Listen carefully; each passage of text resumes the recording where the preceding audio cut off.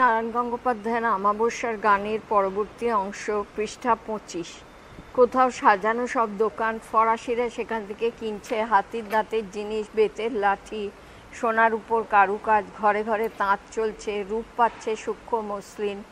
মাকুড় টানে টানে রং বেরঙের সূক্ষ্ম সুতো যেন ইন্দ্রধনুর জাল বুনছে। কোথাও স্তূপাকার পাটের উগ্র গন্ধ, তৈরি হচ্ছে জাহাজ বাঁধবার বড় বড় কাছি। আর কোথাও ছুতোরের যন্ত্র উঠছে ঠুকঠুক আওয়াজ। পালিশ করা মেহগনির ওপর আশ্চর্য সব নকশা তুলছে শিল্পী। শহর নয়, যেন ইন্দ্রলোক। আর সেই ইন্দ্রলোকের ইন্দ্রনারায়ণ চৌধুরী স্বয়ং। সার্থক নাম। ইন্দ্রনারায়ণের গদিতে ঢুকে দুরু দুরু বুকে দাঁড়িয়ে রইলেন ভারতচন্দ্র। প্রকাণ্ড ফরাস পাতা ঘর, মাথার ওপরে হাজার ডালের ঝাড় লণ্ঠনে এই দিনের বেলাতে আলো জ্বলছে। দেয়ালে ফরাসি সাহেবদের বড় বড় ছবি ঝুলছে কয়েকখানা। সেরেস্তায় হাত বাক্স কোলে নিয়ে কর্মচারীরা হিসেব লিখছেন। মাঝখানে বিরাট তাকিয়ায় ঠ্যাসান দিয়ে গড়গড়া টানছেন বৃদ্ধ ইন্দ্রনারায়ণ। কয়েকজন চাষাভুষো মানুষ হাত জোর করে দরবার জানাচ্ছে তাকে। একজন বলছে, সত্যি বলছি হুজুর, হালের বলদ আমার 3টে। তহসিলদারেরা জোর করে বলছে 6টা। ছিল বটে 4টে, কিন্তু একটা মড়কে মরে যাওয়ায় সেই সময় ভারতচন্দ্র এসে সামনে দাঁড়ালেন। চোখ তুলে ইন্দ্রনারায়ণ বললেন, আপনি? প্রণাম করে পায়ের ধুলো নিলেন ভারতচন্দ্র। বললেন, আমি আপনার শরণাগত। আশীর্বাদ করে ইন্দ্রনারায়ণ বললেন, কোত্থেকে আসছেন? আমার বাড়ি ভুরসুট পরগনায়, পেঁড়ো বসন্তপুর। জাতি ব্রাহ্মণ। ফুলেল মুখুটি, উপাধি রায়। কন্যাদায় অর্থসাহায্য দরকার? আজ্ঞে না। ভারতচন্দ্র হাসলেন। পুত্রকন্যা আমার নেই। আমি আপনার কাছে এসেছি কিছু কাজকর্মের সন্ধানে। দয়া করে একটা ব্যবস্থা করে দিন। কোথায় আছেন এখানে? আমি এইমাত্র এসে পৌঁছেছি, আপনারই আশ্রয় চাই। ইন্দ্রনারায়ণ একবার ভ্রু কুঞ্চিত করলেন। বললেন, আমার অতিথিশালায় আপনি স্বচ্ছন্দেই থাকতে পারেন, কিন্তু খাওয়ার ব্যবস্থা অন্যত্র করতে হবে। সে আমিই করে দেবো। কেন, আপনিও তো ব্রাহ্মণ, আপনার এখানে? ইন্দ্রনারায়ণ বিষণ্ণভাবে হাসলেন। আমার অন্ন গ্রহণ করলে ব্রাহ্মণ সমাজে আপনি পতিত হবেন। বলেন কি দেওয়ানজি? ভারতচন্দ্র আশ্চর্য হলেন। আপনাকে তুচ্ছ করে এমন শক্তি কার আছে? ইন্দ্রনারায়ণ তেমনি ম্লান গলায় বললেন, কেন সমাজের? সে অনেক কথা, পরে শুনবেন। পৃষ্ঠা 26। এখন এই পাইকের সঙ্গে যান, অতিথিশালায় আশ্রয় নিন। আপনার খাওয়া দাওয়ার ব্যবস্থা আমি করছি, আর সন্ধ্যাবেলায় অন্যান্য কথা হবে আপনার সঙ্গে। সারি সারি ঘর অতিথিশালায়, দেশ বিদেশের প্রার্থীর ভিড়। যে ঘরে ভারতচন্দ্র জায়গা পেলেন সেখানে আরও 2জন আগে থেকেই জায়গা করে নিয়েছেন। চিঁড়ে কলা দই দিয়ে তাঁরা কাঁচা ফলারের আয়োজন করছিলেন। দুজনেরই বয়স হয়েছে, মাথায় কাঁচা পাকা চুল, গিঁট বাঁধা টিকি, গলায় মোটা পৈতে। ভারতচন্দ্র নমস্কার করলেন তাদের। একজন জিজ্ঞেস করলেন, আপনি? ব্রাহ্মণ। পুঁটুলিটা নামিয়ে এক কোণে বসে পড়লেন। ব্রাহ্মণদের একজন আঙুল বাড়িয়ে একটা মাদুর দেখিয়ে দিলেন। বললেন, ওটা নিতে পারেন, এখন দরকার নেই, বেশ বসেছি। আপনার অভিরুচি? ভ্রুকুটি করে ব্রাহ্মণ বললেন, আশা হচ্ছে কোত্থেকে? পেঁড়ো বসন্তপুর। সে কোথায়? ভুরসুট পরগনায়। অনেক দূর? আগে হ্যাঁ, অনেক দূর। ওহ। ব্রাহ্মণেরা ফলারে মন দিলেন। তারপর আবার প্রশ্ন হলো, উপলক্ষ কি? কন্যাদায়? টোলের জন্য সাহায্য বৃত্তি? আগে না, উমেদারি। ভারতচন্দ্র হেসে ফেললেন। ও উমেদারি, তাহলে তো মশাইকে কিছুদিন থাকতে হবে এখানে। ভারতচন্দ্র হাসলেন। বললেন, সেই রকমই তো ইচ্ছে আছে। তা আহারাদি হবে কোথায়? তৎক্ষণাৎ ইন্দ্রনারায়ণের কথা মনে পড়ল ভারতচন্দ্রের। ঠিক এই রকমই কিসের একটা ইঙ্গিত দিয়েছিলেন তিনি, কিন্তু সে কথা না তুলে ভালো মানুষের মতো বললেন, কেন, চৌধুরী মশাইয়ের এখানেই হবে? এত মানুষকে যিনি আশ্রয় দেন, সাহায্য করেন, প্রতিপালন করেন, অতিথিকে দুমঠো অন্ন তিনি দিতে পারবেন না? ব্রাহ্মণদের একজনের গলায় ফলার আটকে গেল। বিষম খেলেন তিনি। আরেকজন চিঁড়ে কলার গ্রাস মুখে তুলতে যাচ্ছিলেন, হাত শুদ্ধ সেটা নেমে এলো কলা পাতার উপরে। যিনি বিষম খেলেন, একটা গো গো আওয়াজ বেরোলো তার মুখ দিয়ে। দ্বিতীয়জন রুক্ষস্বরে বললেন, মশাই কি সত্যি সত্যি ব্রাহ্মণ? আজ্ঞে, মুখোপাধ্যায়, কুলীন সন্তান। জাত খোয়াবার ইচ্ছে হয়েছে? পৃষ্ঠা 27। কেন বলুন তো? আপনাদের কথা তো বুঝতে পারছি না। ব্রাহ্মণেরা মুখ চাচাই করলেন। বললেন, দুপুরবেলায় এই যে চিঁড়ে কলা গিলে মরছি, তাতেও কিছু মনে হচ্ছে না আপনার? আগে খাওয়াটা তো মানুষের ইচ্ছাধীন, তা থেকে কি মনে হবে বলুন? কিন্তু আপনি শোনেননি তাহলে? আগে না। তবে দাঁড়ান, খাওয়াটা সেরে নিই, তারপর বলছি। কিন্তু সাবধান, এর মধ্যে যদি চৌধুরী মশাইয়ের বাড়ি থেকে খেতে ডাকে আপনি যাবেন না।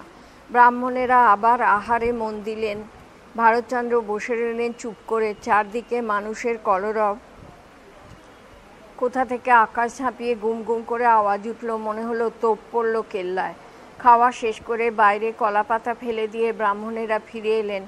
একজন শোলা চকমকি বের করে তামাক ধরালেন, দ্বিতীয়জন গম্ভীর হয়ে ভারতচন্দ্রের মুখের দিকে তাকালেন। বললেন, এ ভারী আশ্চর্য ব্যাপার যে আপনি কিছু জানেন না। চৌধুরী মশাই পতিত।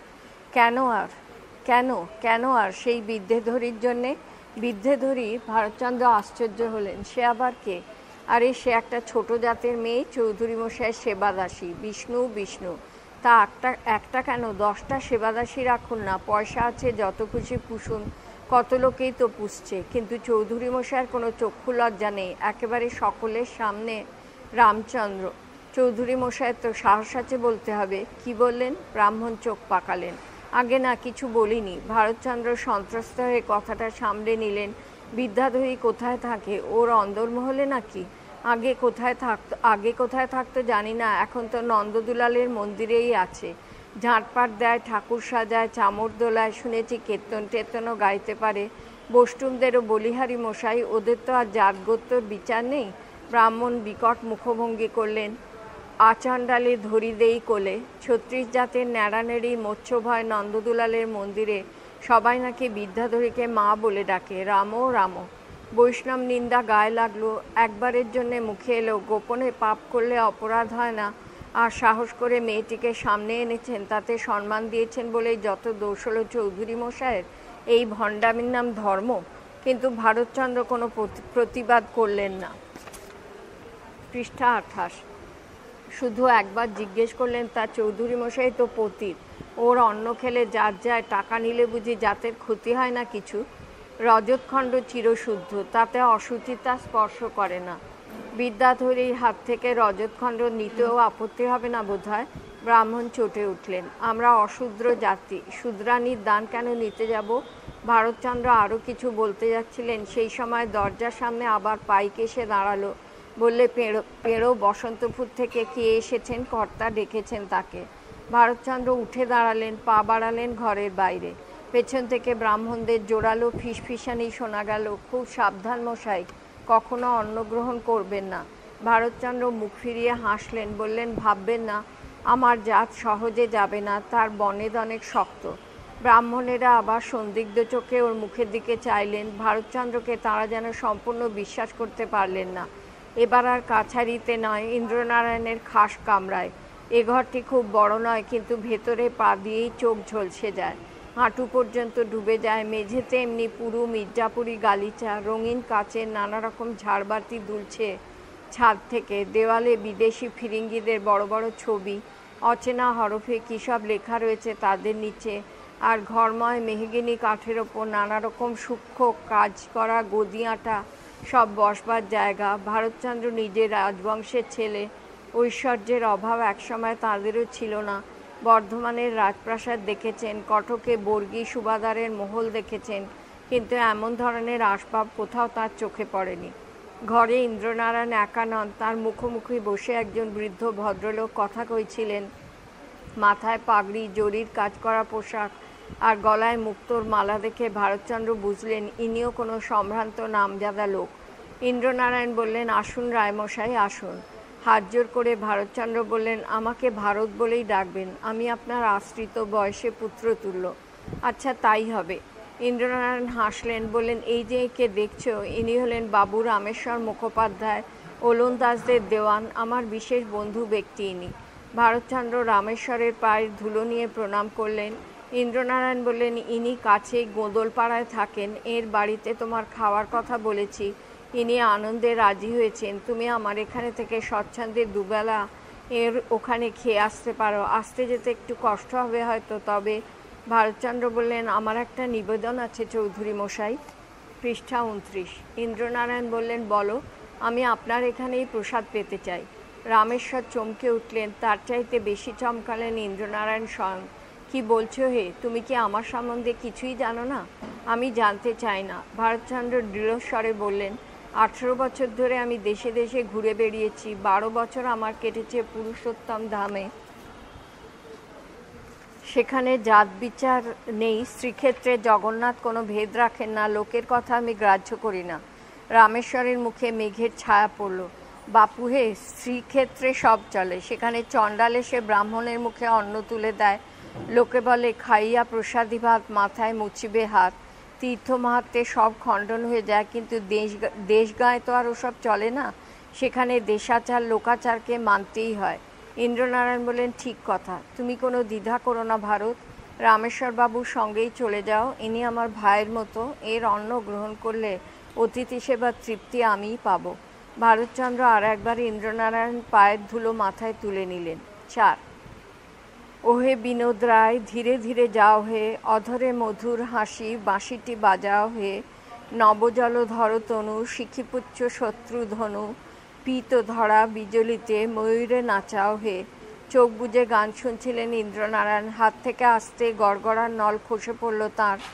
নয়ন চকর মোর, দেখিয়া হয়েছে ভোর। মুখ সুধাকর হাসি, সুধায় বাঁচাও হে। গান শেষ হলো। ইন্দ্রনারায়ণ ধীরে ধীরে সোজা হয়ে উঠে বসলেন। এ গান তোমার নিজের লেখা? ভারতচন্দ্র সলজ্জভাবে মাথা নাড়লেন। তোমার মধ্যে যে মহাকবির প্রতিভা দেখতে পাচ্ছি, তুমি এইভাবে ভবঘুরে হয়ে তা নষ্ট করছো। আগে কি করব বলুন? আজকাল আর কে কবির পোষকতা করে? ঠিক কথা, কেউ করে না। ইন্দ্রনারায়ণ একটু চুপ করে রইলেন। রাজাদেরও সে মন আর নেই। দেশের অবস্থাও বদলে গেছে। এদিকে মুর্শিদাবাদে মির্জা মামুদ, ওদিকে দিল্লির গোলমাল। মোগল বাদশাহের মসনদ টলমল করছে। চারদিকে বর্গি, ঠ্যাঙাড়ে, ঠগি। পৃষ্ঠা 30। আর ডাকাতের উৎপাত। এখন আর কবির কথা কেউ ভাবে না। কিন্তু ইন্দ্রনারায়ণ আবার কি ভাবলেন, বললেন, না, সে হয় না। কি হয় না চৌধুরী মশাই? ভেবেছিলুম ফরাসি সাহেবদের বলে তোমার একটা চাকরি করে দেবো এখানে, কিন্তু তাতে কোনো লাভ নেই। তোমার কদর কেউ বুঝবে না। মাঝখান থেকে তোমার এমন কবিত্ব শক্তি নষ্ট হয়ে যাবে। আমার ছেলে কাশিমবাজার কুঠির দেওয়ান হয়েছে, সেখানেও তোমাকে পাঠানো যেত, কিন্তু তার দরকার নেই। ভারতচন্দ্র ব্যাকুল হয়ে উঠলেন। কবিত্ব আছে বলে সেই অপরাধে আমায় কি না খেয়ে মরতে হবে চৌধুরী মশাই? না খেয়ে মরবে কেন? তোমার যোগ্য স্থান আমি তোমায় খুঁজে দেব। ভারতচন্দ্র চুপ করে রইলেন। চাকরে সে গড়গড়া তামাক বদলে দিয়ে গেল। ইন্দ্রনারায়ণ নলটা আবার মুখে তুলে নিলেন। আমার কথা বিশ্বাস হচ্ছে না? না, আগে আপনি প্রতিপালক, আপনাকে অবিশ্বাস করব কেন? তবে অনেক দিন হয়ে গেল কি না? ইন্দ্রনারায়ণ হাসলেন। খুব অসুবিধে হচ্ছে? আগে বহুকাল বাড়িঘর ছেড়ে বিদেশে আছে কি না? নইলে আপনি ইন্দ্রতুল্য, আপনার পায়ের কাছে পড়ে থাকা তো সৌভাগ্যের কথা। নিঃশব্দে কিছুক্ষণ তামাক টানলেন ইন্দ্রনারায়ণ। বললেন, আমার একজন খাতক আছেন। তিনি খুব রসিক আর গুণগ্রাহী। সঙ্গীতে কাব্যে তাঁর গভীর অনুরাগ। শুনেছি অনেক গুণী আছেন তাঁর সভায়। কিছুদিনের মধ্যেই আমার কাছে তিনি আসবেন খবর পেয়েছি। ভেবেছি তাঁরই হাতে তোমায় তুলে দেবো। কে তিনি? নবদ্বীপের অধিপতি মহারাজ কৃষ্ণচন্দ্র রায়। মহারাজ কৃষ্ণচন্দ্র? চমকালে কেন? তার নাম কি তুমি শোনোনি? আগে শুনেছি বই কি। ভারতচন্দ্রের মুখ বিষণ্ণ হয়ে উঠল। কিন্তু রাজা মহারাজার কাছে যেতে আমার আর সাহস হয় না। আপনি ফরাসিদের ঘরেই যা হোক একটা কাজ জুটিয়ে দিন আমার। ইন্দ্রনারায়ণ আবার গড়গড়া টানতে লাগলেন। কপালে কয়েকটা চিন্তার রেখা ফুটল। বললেন, আজ প্রায় 20 বছর ফরাসিদের সঙ্গে আছি আমি। 17 বছর ধরে ইজারাদারি করেছি। এর ভেতর ফরাসিদের ব্যবসা বাণিজ্যের অনেক ওঠাপড়া দেখেছি। ডুপ্লে সাহেব আসবার পরে ধীরে ধীরে কেমন করে শহর বাড়ল, বন্দরের উন্নতি হলো। পৃষ্ঠা 31। অরণ্যার কেল্লা গড়ে উঠল, কিন্তু এখন মনে হচ্ছে ঈশান কোণে ঝড় দেখা দেবে। ওদের দেশে ইংরেজ ফরাসিতে গোলমাল চলছে। এখানে কখন যুদ্ধ বাঁধে ঠিক নেই। দিল্লির বাদশাহ আহমদ শাহ তো অপদার্থ। শিখে আর বর্গিতে মিলে তছনছ কাণ্ড চলছে। কী যে হবে কিছুই বলা যায় না। সেই জন্যেই বলছি, এখন এখানে থেকে কাজ নেই। যদি মেঘ কেটে যায়, মহারাজ কৃষ্ণচন্দ্রের ওখানে থাকতে তোমার ভালো না লাগে, চলে এসো আমার কাছে। অবস্থা বুঝে ব্যবস্থা করব তখন। তবু রাজা মহারাজার কাছে এত ভয় কেন হে? ইন্দ্রনারায়ণ হাসলেন। বর্ধমানের অভিজ্ঞতা বুঝি কিছুতেই ভুলতে পারছো না? আগে কয়েদখানায় তো প্রাণই যেতে বসেছিল। তারপরে 18 বছর বিভাগী হয়ে কাটাতে হলো।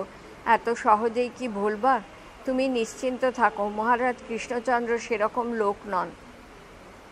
আপনি যা আদেশ দেবেন আমি তাই করব, কিন্তু কথাটা কি জানেন, ওদের কাউকে আমার বিশ্বাস হয় না।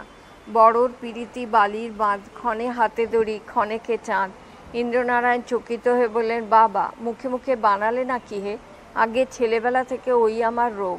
রোগ নয় হে, যোগ। তুমি যোগী, সারস্বত যোগী। সিদ্ধিলাভ তোমার হবেই, আমি ভবিষ্যৎবাণী করছি। খোলা দরজায় ভারী চেহারার ছায়া পড়ল, মোটা গলায় অচেনা ভাষায় ডাক উঠল, আল্লাহ মসিও সুদূরী। ইন্দ্রনারায়ণ আসর ছেড়ে দাঁড়িয়ে উঠলেন, আঁতরে আঁতরে মসিও দুবয়া সিল ভুপলে। ফরাসি সাহেব ঘরে ঢুকলো, একবার পিঙ্গল জিজ্ঞাসা চোখে চেয়ে দেখলো ভারতচন্দ্রের দিকে। ইন্দ্রনারায়ণ জিজ্ঞেস করলো, ত্রাজকুপে পদাতু আসিয়ে ভূ। আচ্ছা ভারত, তুমি এসো এখন, দুবয়া সাহেবের সঙ্গে আমার কথা আছে। ভারতচন্দ্র বেরিয়ে এলেন ঘর থেকে। তারপর রাস্তায় বাজারে গঞ্জে কত রকম মানুষের ভিড়।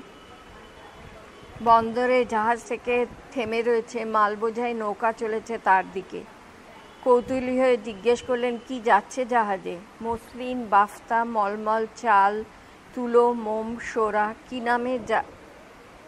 কি নামে জাহাজ থেকে? পৃষ্ঠা 32। শৌখিন বিলিতি থান, মদ, প্রবাল, লোহা লক্করের জিনিস। ভারতচন্দ্রের হাসি পেল। বিলিতি বানিয়ারা কত চালাক, নিয়ে যাচ্ছে চাল, তুলো, মসলিন, তার বদলে আনছে সুরা। ওদের দোষ নেই। দিল্লির বাচ্চারা যেদিন থেকে বিলিতি মদের স্বাদ পেয়েছে সেদিন থেকেই দেশের জিনিসে আর তাদের নেশা লাগে না। জাহাঙ্গীর বাদশাহ তো বিলিতি মদ খেয়েই মরল।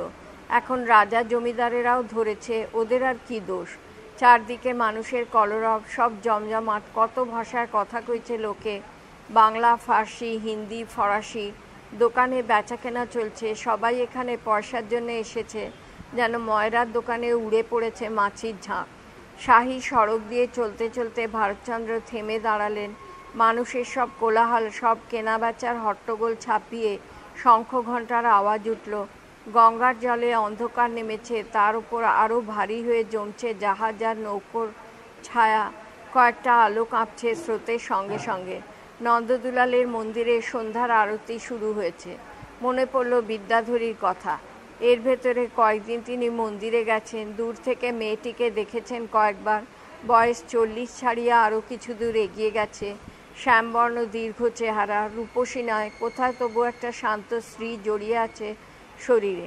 দুহাতে দুটি কঙ্কণ ছাড়া আর কোনো আভরণ নেই, পরনে গরদের শাড়ি।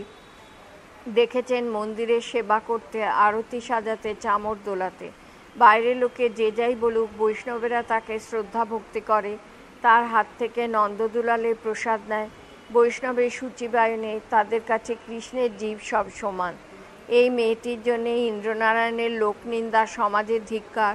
কোনো ব্রাহ্মণ অন্নগ্রহণ করেন না তার বাড়িতে, অথচ তার অতিথিশালায় দেশ দেশান্তর থেকে এসে ভিড় করে, সামনে সাষ্টাঙ্গে প্রণাম করে, তার হাত থেকে সাহায্য নেয়, আশীর্বাদ করে, গদগদ হয়ে বলে, আপনি স্বয়ং দাতা কর্ণ, আপনার দর্শন লাভেও জীবন ধন্য হয়।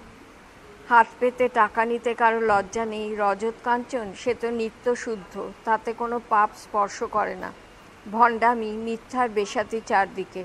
ধর্ম একটা অভ্যাস মাত্র, শাস্ত্র শুধু কার্যসিদ্ধির জন্যে।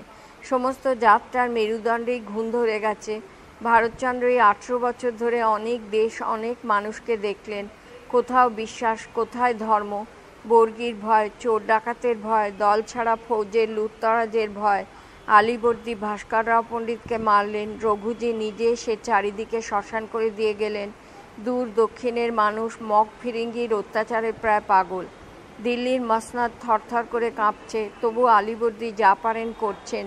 মির্জা মামুদ সম্বন্ধে যেই যাই বলুক, সেও তলোয়ার হাতে বীরের মতো নেমে পড়েছে। পৃষ্ঠা 33। বর্গির হাঙ্গামা একটু কমেছে, তবু সুবে বাংলার শান্তি নেই, ভরসা নেই। এক মুহূর্তের জন্যে কারো স্বস্তি নেই। চণ্ডীর গানে কেউ আর আশ্বাস পায় না। মহাকালী এখন ডাকাতের দেবতা। কেশী কংস তাঁর সুদর্শন চক্র রেখে বোধহয় ঘুমিয়েই পড়েছেন। এরই ফাঁকে ফাঁকে কাপালিকের হানা, নরবলি পুকুরঘাট থেকে গৃহস্থের বৌঝিকে ছিনিয়ে নেওয়া। আগে রাজা জমিদারেরা প্রজাদের রক্ষা করতেন, এখন বর্গী আর ডাকাতের ভয় তাঁরা তটস্থ। ভয় ভোলবার জন্যে স্ফূর্তি স্রোতে তাঁরা গা ভাসিয়েছেন। চন্দননগর, কলকাতা, কাশিমবাজারের কুঠি থেকে আমদানি হচ্ছে বিলিতি মদ। দিল্লি, লখনৌ, বারাণসী থেকে রূপো আর হাতির দাঁতের কাজ করা পালকিতে করে আসছে জবনী বাইজির দল, যাবৎ জীবেত সুখং জীবেত। আর এরই মাঝখানে ফিরিঙ্গি বানিয়ার দাপট, ধূর্ত ইংরেজ, বীর ফরাসি ব্যবসায়ী ওলন্দাজ, দিনেমার, লুটেরা হারমাদ। কি একটা ঘটবে, কি যেন ঘটতে যাচ্ছে। বাইজি পুষলে রাজারাজরা যার যায় না, মান বাড়ে। এক কুলিন 400-500 বিয়ে করে উধাও হয়, সারা জীবনেও হয়তো তার পাত্তা মেলে না। মাঝে মাঝে এমন 2-1টি কুলিন সন্তানের জন্ম হয় যাদের পিতৃপরিচয় খুঁজতে গেলে দক্ষযোগ্য বাঁধতে পারে। আর যত দোষ ইন্দ্রনারায়ণ চৌধুরীর, কারণ সাহস করে মেয়েটিকে সকলের সামনে স্বীকার করে নিয়েছেন তিনি।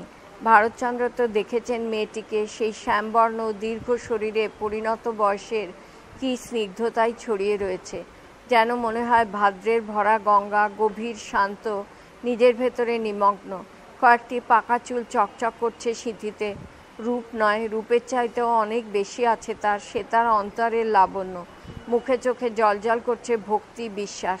এই মেয়েটিকে গ্রহণ না করে ইন্দ্রনারায়ণ যদি 5টি জবনী আর আরমানি বাইজি রাখতেন, তাহলে কেউ এতটুকু নিন্দা করত না।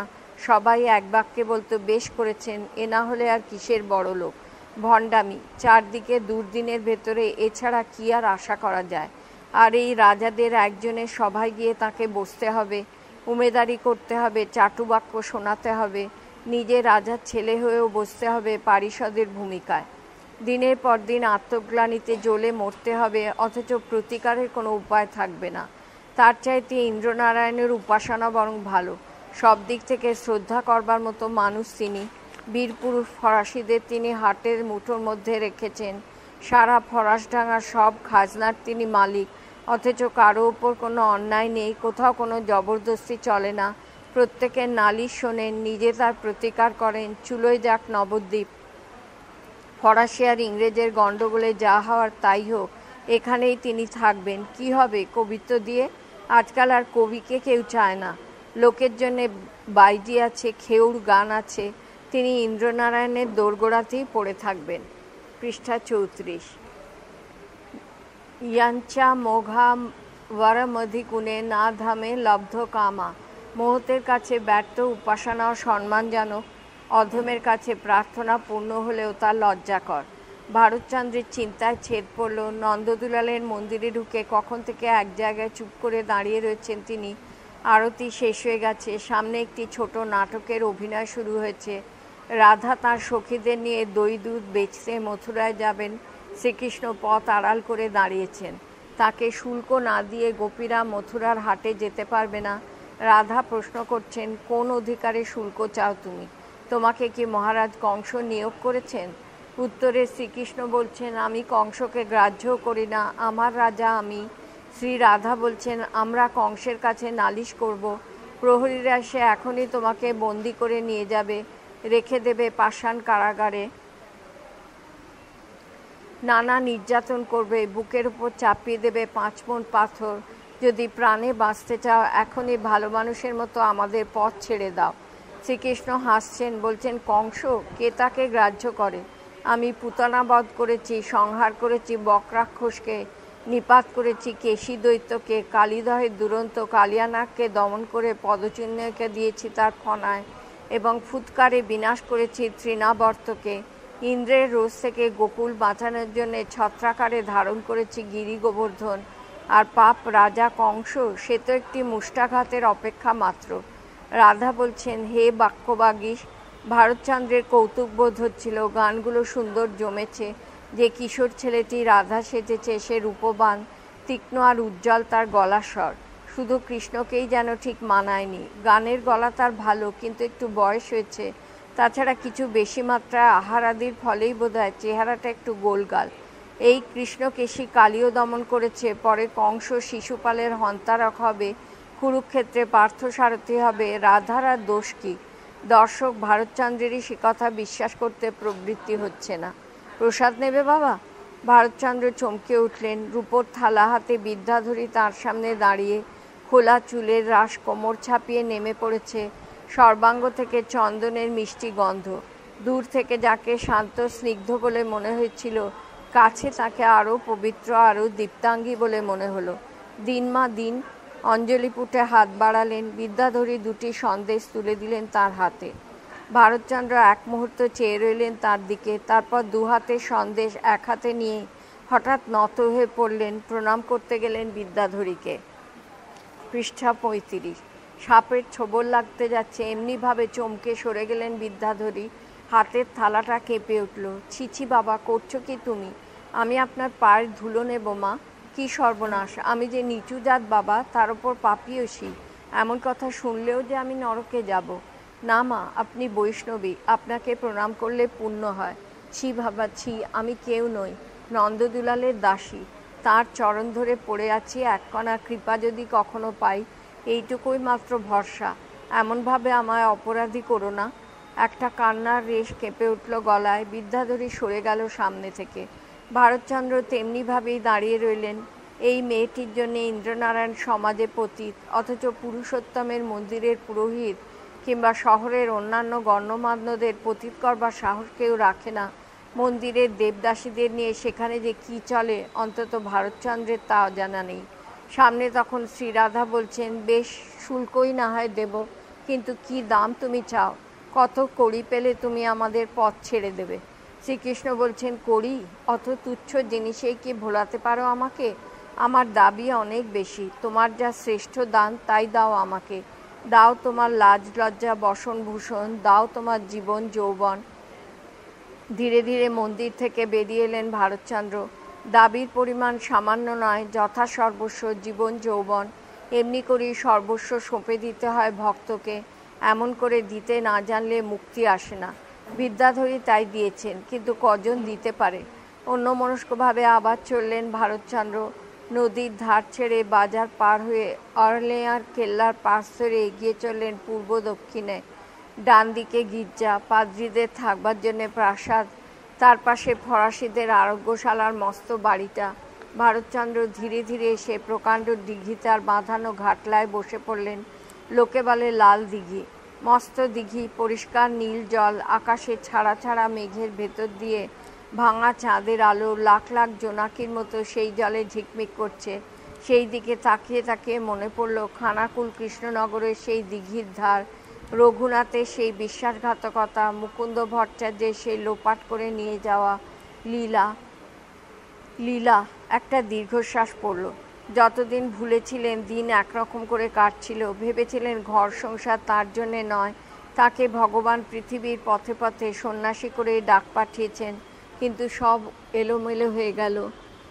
সেই ঘরই আবার তাকে টানল। 18 বছর পরে স্ত্রীর সঙ্গে নতুন করে শুভদৃষ্টি হলো। বুকের ভেতরে যেখানটা শূন্য হয়েছিল সেখানে একটা রক্তমাংসের আকুলতা মাথা খুঁড়তে লাগলো। লীলাকে কথা দিয়ে এসেছেন সংসার বাঁধবেন। আমাবস্যার গানের পরবর্তী অংশ, পৃষ্ঠা 36। কিন্তু কোথায় বাঁধবেন সংসার? কোন অনিশ্চয়তার ওপর? মহারাজা কৃষ্ণচন্দ্র রায় কেমন লোক? সত্যি সত্যি কি কবিকে শ্রদ্ধা করবেন তিনি? সম্মান দেবেন তাকে, না নিজের চাটুকারদের দলেই আসন দিয়ে বসিয়ে রাখবেন? ইন্দ্রনারায়ণ তাকে ভরসা দিয়েছেন, কিন্তু দুর্গের উঁচু বুরুজগুলো ভাঙা জ্যোৎস্নায় কেমন অশুভভাবে দাঁড়িয়ে, চোখে পড়লেই অকারণে চমক লাগে। বিদেশি বানিয়া, কলকাতা, চুঁচুড়ো, চন্দ্রনগর, কাশিমবাজার, ক্রমাগত মনে হয় কি একটা ঘটতে যাচ্ছে, কিন্তু কি ঘটবে? মন্ত্র উচ্চারণের মতো খানিকটা গম্ভীর স্বর কানে এলো। লালদিঘির পেছনে খানিকটা দূরেই খ্রিস্টানদের সমাধির জায়গা। কারা যেন একটা সমাধার বয়ে নিয়ে চলেছে সেদিকে।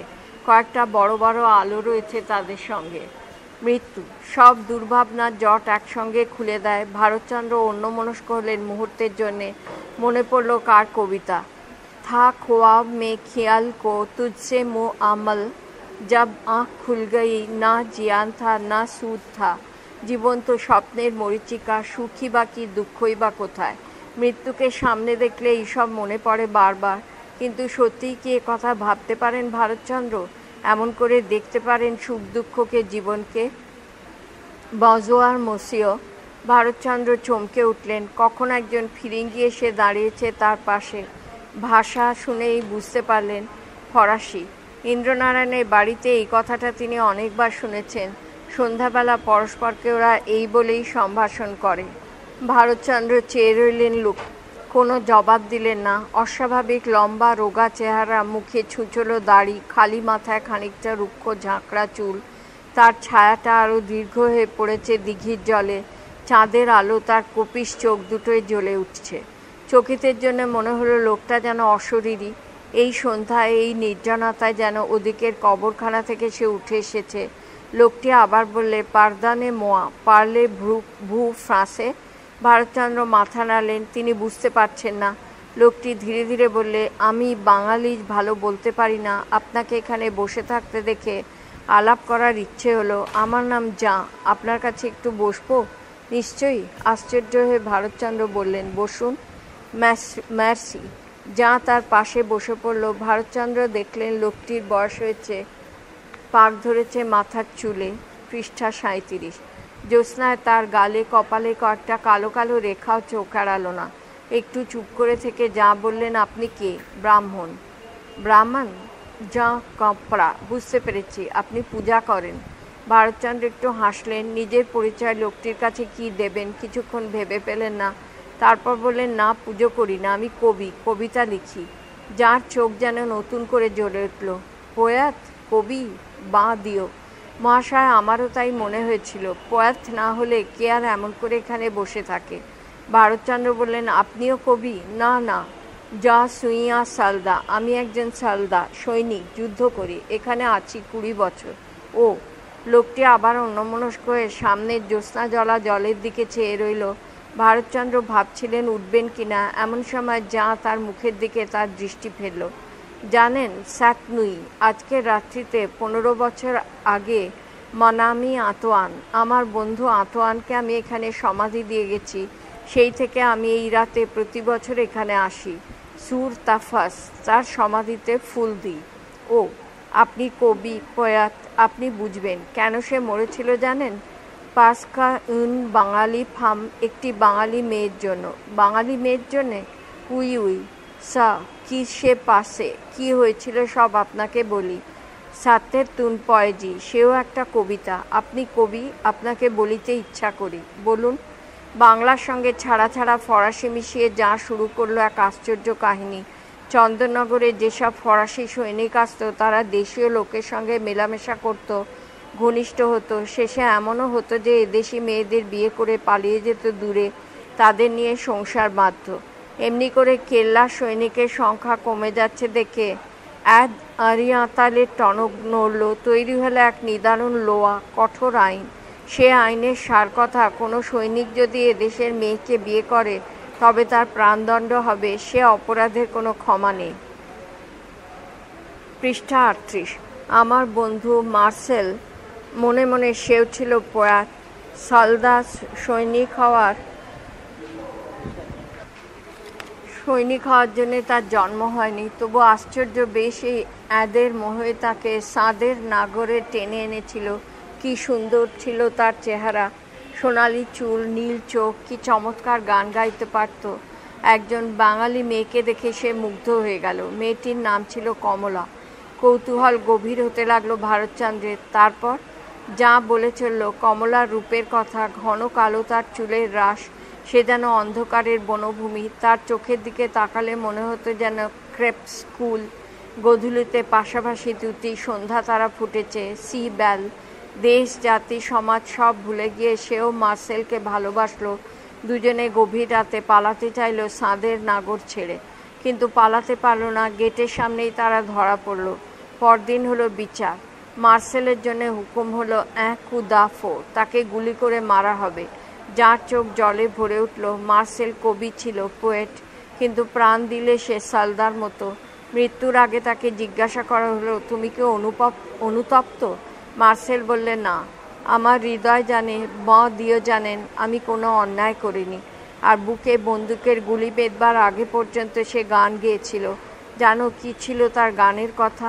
সে বলেছিল, আকাশে চন্দ্র সূর্য থাকবে, ফুল ফুটবে, পাখি গান গাইবে, ততদিন বেঁচে থাকবে মানুষের হৃদয়, বেঁচে থাকবে তার প্রেম। আমার মৃত্যু হবে, কিন্তু আমার প্রিয়াকে, আমার প্রেমকে কেউ কোনো দিন কেড়ে নিতে পারবে না। ফরাসি ভাষায় গুনগুন করে যা কি বলে চলল তার ভাষা ভারতচন্দ্র বুঝতে পারলেন না, কিন্তু এই জ্যোৎস্নায় সামনের ওই সমাধিগুলোর পটভূমিতে নির্জনতায় আর এই অদ্ভুত মানুষটির পাশে বসে 15 বছর আগেকার এক অপূর্ব কাহিনী শুনে সব কিছুর অর্থই তার কাছে যেন স্পষ্ট হয়ে গেল। যার ডাকে তার চমক ভাঙল। সে বলছিল, তুমি কবি, এই নিয়ে একটা কবিতা লেখো। একটু চুপ করে থেকে ভারতচন্দ্র বললেন, লিখতে আমি পারি, কিন্তু সে কবিতা কেউ পড়বে না। যা আহত হয়ে বললে, পুরকোয়া, কেন পড়বে না? ফিরিঙ্গি আর হিন্দু মেয়ের প্রেমের কাহিনী যে কেউ সহ্য করবে না, একথা যাকে বলতে ভারতচন্দ্রের বাঁধল। মার্সেলের মৃত্যুর ছবিটা যেন তারও চোখের সামনে ভাসছে। মনে পড়ছে, যতদিন আকাশে চন্দ্র সূর্য থাকবে ততদিন বেঁচে থাকবে মানুষের প্রেম। একটা নিঃশ্বাস ফেলে ভারতচন্দ্র বললেন, আমাদের দেশে মানুষের প্রেমের কথা নিয়ে কাব্য লেখার নিয়ম নেই, সব কিছু লিখতে হয় দেবতাকে নিয়ে। কোয়া, যা আরও ক্ষুণ্ণ হলো, আমি তো তোমাদের রাধা কৃষ্ণের গান শুনেছি, সে তো আমূর প্রেমের গান, কিন্তু রাধাকৃষ্ণ দেবতা, তাঁদের প্রেম আমাদের ধর্মেরই কথা। ও, যা হঠাৎ উঠে দাঁড়ালো, তোমাদের কোনো হৃদয় নেই, তুমিও পোয়াত নও। না না। পৃষ্ঠা 39। ভারতচন্দ্র কিছু বলতে চাইলেন, বলতে পারলেন না। একটু পরে চোখ তুলে চেয়ে দেখলেন যা নেই। যেমন হঠাৎ এসেছিল তেমনি হঠাৎ কোথায় চলে গেছে লোকটা।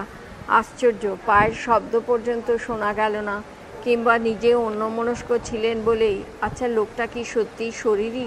সেই ওই কবরখানা থেকে উঠে আসেনি তো? কিংবা ও নিজেই মার্সেল? লাল দিঘির এই নির্জনতায় ভারতচন্দ্রের কাছে সে নিজের কাহিনী জানিয়ে গেল 15 বছর আগেকার এক গভীর করুণ ইতিহাস। ছি ছি, কি অসম্ভব অসংলগ্ন চিন্তা এসব। আচ্ছা, কমলার কি হলো? সে কথা তো যাকে জিজ্ঞেস করা হলো না। কি হলো কমলার? কে বলতে পারে সে কথা? হয়তো এই লাল দিঘির জলে নিজের সব হিসেব মিটিয়ে দিয়েছিল সে। আর কী বা করতে পারত এছাড়া? সমাজ তো তাকে আর ফিরিয়ে নিত না। আজ যদি মৃত্যুর ওপার থেকে কমলা সে কাহিনী বলতে আসে, কেমন অস্বস্তি বোধ হলো। আস্তে আস্তে উঠে পড়লেন ভারতচন্দ্র। মনে পড়ল এখনও তার সন্ধ্যা আনি কিছুই হয়নি। এই রাতে আবার তাকে খেতে যেতে হবে গোদলপাড়ায় রামেশ্বর মুখোপাধ্যায়ের বাড়িতে। জীবনটা আলো অন্ধকারের এক অদ্ভুত কৌতুক। যা মার্সেল, কমলা সবাই সেই কৌতুকের অংশীদার। তার মাঝখানে তার নিজের জায়গাটা কোথায় তাই শুধু বুঝতে পারছেন না। 5। গঙ্গার ঘাটে স্নান করে উঠলেন ভারতচন্দ্র। তখন অল্প অল্প করে ফুটছে ভোরের আলো। শিব মন্দিরের পাশে পুরনো বটগাছের তলায় তখনও এক টুকরো রাত জমে আছে। তার ডালে ডালে কোটরে কোটরে শুরু হয়েছে পাখির কাকলি। তার তলা থেকে গম্ভীর ভরা গলায় ভৈরতে শুরু হয়েছে ভজন। জয় হরশঙ্কর, জয় ভুবনেশ্বর, জয় মহাকাল ত্রিপুরারি। সামনে গঙ্গার নোঙর ফেলে ফিরিঙ্গি জাহাজগুলো স্তব্ধ। নৌকোর চলাচল এখনও আরম্ভ হয়নি, শুধু পাখির ডাক, পাতার শব্দ আর ভজনের সঙ্গে সুর মিলিয়ে গঙ্গার করতালি। ভারতচন্দ্র চুপ করে দাঁড়িয়ে রইলেন কিছুক্ষণ। আকাশে সিঁদুর ছড়িয়ে গঙ্গাকে রাঙিয়ে সূর্য উঠতে লাগলো। ভারতচন্দ্রের মনে পড়ল কতদিন নীলাচলে সমুদ্রের ধারে দাঁড়িয়ে সূর্যোদয় দেখেছেন তিনি। জবা কুসুম শঙ্কাশং কাশ্যপেয়ং মহাদুতিম। দুহাত তুলে সূর্য প্রণাম করলেন ভারতচন্দ্র। তারপর শুনলেন বাবা। শান্ত মধুর গলার স্বর। চেয়ে দেখলেন সিঁড়ির দুধাপ ওপরে বিদ্যাধরী দাঁড়িয়ে, পরনে গরদ, কপালে চন্দন। প্রথম সূর্যের আলোয় একখানা পটের মতো দেখালো। ভারতচন্দ্র বললেন, আমাকে কিছু বলছেন মা? পৃষ্ঠা 40। একটা প্রার্থনা ছিল বাবা। কয়েকদিন আগে নন্দদুলালের মন্দিরের স্মৃতিটা মনে এলো। সেখানেও মেয়েটিকে যেমন দেখেছিলেন এখানেও ঠিক তেমনি দেখলেন। সেই সুচিতা, সেই পবিত্রতা। আশ্চর্য, এরই জন্যে চৌধুরী মশাইয়ের এত লোকনিন্দা। কি বলবেন বলুন মা, আমি কি কিছু করতে পারি আপনার জন্যে? পারো বাবা, একটু অনুগ্রহ চাইছি তোমার কাছে। অনুগ্রহ? আমি? বিস্মিত চোখে ভারতচন্দ্র চেয়ে রইলেন। বলতে সংকোচ হয় বাবা। বিদ্যাধরী একবার থামল। আজকের সকালে ব্রাহ্মণকে কিছু ফলদান করে ধন্য হই আমি, কিন্তু সব ব্রাহ্মণ সে দান নেন না। আমি শূদ্রা আর পতিতা বলে। বিদ্যাধরীর মুখে বেদনা আর লজ্জার ছায়া পড়ল। সেদিন মন্দিরে তোমার কথা শুনে বড় ভালো লেগেছিল।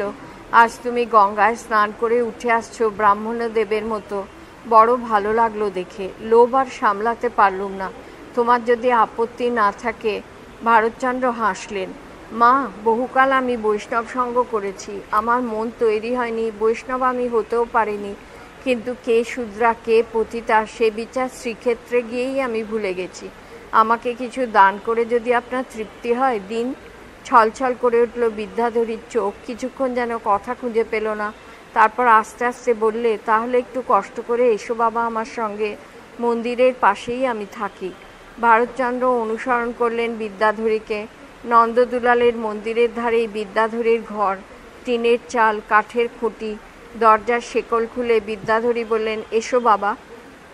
বারান্দায় খড়ম রেখে ভারতচন্দ্র ভেতরে ঢুকলেন।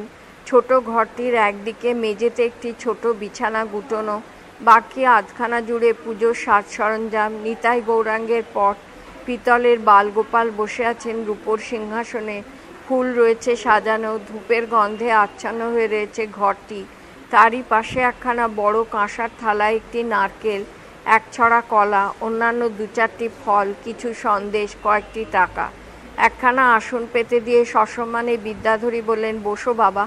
ভারতচন্দ্র বসলেন। কাঁসার থালাখানি সামনে রেখে সাষ্টাঙ্গে প্রণাম করল বিদ্যাধরী। তটস্থ হয়ে ভারতচন্দ্র বললেন, কি করছেন মা, কি করছেন আপনি? তুমি যে ব্রাহ্মণ বাবা, তোমাকে প্রণাম করতে পেরে আজকের দিনটা আমার সার্থক হলো। ব্রাহ্মণ কথাটার গুণ আছে বটে। একটা বিস্বাদ হাসি ফুটে উঠল ভারতচন্দ্রের মুখে। চন্দননগরে এসে ইন্দ্রনারায়ণের অতিথিশালায় উঠবার দিনে সেই দুই ব্রাহ্মণকে তার মনে পড়ে গেল। পৃষ্ঠা 41। বিদ্যাধরী বললে, তুমি থালাটা একবার স্পর্শ করো বাবা, তাহলেই বুঝবো তুমি নিলে। দুহাত দিয়ে ভারতচন্দ্র থালাটি ধরলেন। বিদ্যাধরী বললেন, তোমাকে আর কষ্ট করে বয়ে নিতে হবে না, আমি লোক দিয়ে পাঠিয়ে দেবো। কোথায় থাকো তুমি? চৌধুরী মশাই আমায় আশ্রয় দিয়েছেন, তাঁরই অতিথিশালায় থাকি। খাওয়া দাওয়া কোথায় হয়? ভারতচন্দ্র মাথা নামালেন। এই প্রসঙ্গটা না উঠলেই ভালো হতো। তাঁরই সামনে সন্ন্যাসীর মতো যে মেয়েটি বসে আছে, তারই জন্যে যে ইন্দ্রনারায়ণ ব্রাহ্মণকে অন্ন দিতে পারে না, এই কথা তাঁর আর অজানা নেই। গোদলপাড়ায় রামেশ্বর মুখুজ্জে মশাইয়ের বাড়িতে। বিদ্যাধরীর মুখের ওপর দিয়ে ছায়া ভেসে গেল। আমি পাপিয়সী, আমার জন্যেই দেবতার মতো মানুষটির এত অপযশ। এ কথা বলবেন না মা, নিষ্পাপ শরীর আপনার, যারা আপনার নিন্দে করে তারা মিথ্যেবাদী। বিদ্যাধরী আশ্চর্য হয়ে ভারতচন্দ্রের দিকে চেয়ে দেখল। বেদনায় ছলছল করে উঠল তার চোখ। ঠিক এমন করে সান্ত্বনায় এর আগে কেউ কখনো তাকে দেয়নি। আস্তে আস্তে বললে, বাবা তুমি বিদেশি, আমার সম্বন্ধে কিছু জানো না বলেই এ কথা বলছো। আমি কিছু জানতে চাই নে মা। ভারতচন্দ্রের গলায় আবেগ ফুটে উঠল। আপনাকে আমি দেখেছি। কি দেখছো বাবা? বাইরে থেকে কতটুকুই বা জানো? কয়েক মুহূর্তে বিদ্যাধরী চুপ করে রইল। মনে হয় তুমি সদ্বংশের সন্তান, তোমার চোখ মুখ দেখে বুঝতে পারি ঠিক সাধারণ মানুষ নও তুমি। আমাকে তুমি ভুল বুঝবে, এই ব্রতের পুণ্য দিনটিতে আমার সম্পর্কে মিথ্যে ধারণা নিয়ে যাবে, সে হয় না। নিজের কথা অল্পের মধ্যে তোমায় খুলে বলি। তোমার সময় নষ্ট করছি না তো বাবা? আমার সময়ের কোনো অভাব নেই মা। বিদ্যাধরী আবার কিছুক্ষণ চুপ করে রইল। ধূপের ধোঁয়া ঘুরে ঘুরে একটু দূরের আড়াল তৈরি করতে লাগলো তার মুখের ওপর। গঙ্গার দিক থেকে অনেকগুলো দাঁড়ের আওয়াজ আসতে লাগলো। কোনো একটা বড় নৌকো উজানে চলেছে। সে প্রায় 20 বছর আগেকার কথা বাবা। শ্বশুরবাড়ি থেকে বাপের বাড়ি আসছিলুম গরুর গাড়িতে, সঙ্গে স্বামী। বিদ্যাধরীর মুখ এতদিন পরেও লজ্জায় বেদনায় কালো হয়ে উঠল। পথে ডাকাতে ধরল মাঠের ভেতর। স্বামী পালালেন, সঙ্গের লোকজন পালালো। গয়নাগাটির সঙ্গে সব হারিয়ে মাঠের ভেতর পড়ে রইলুম অজ্ঞান হয়ে।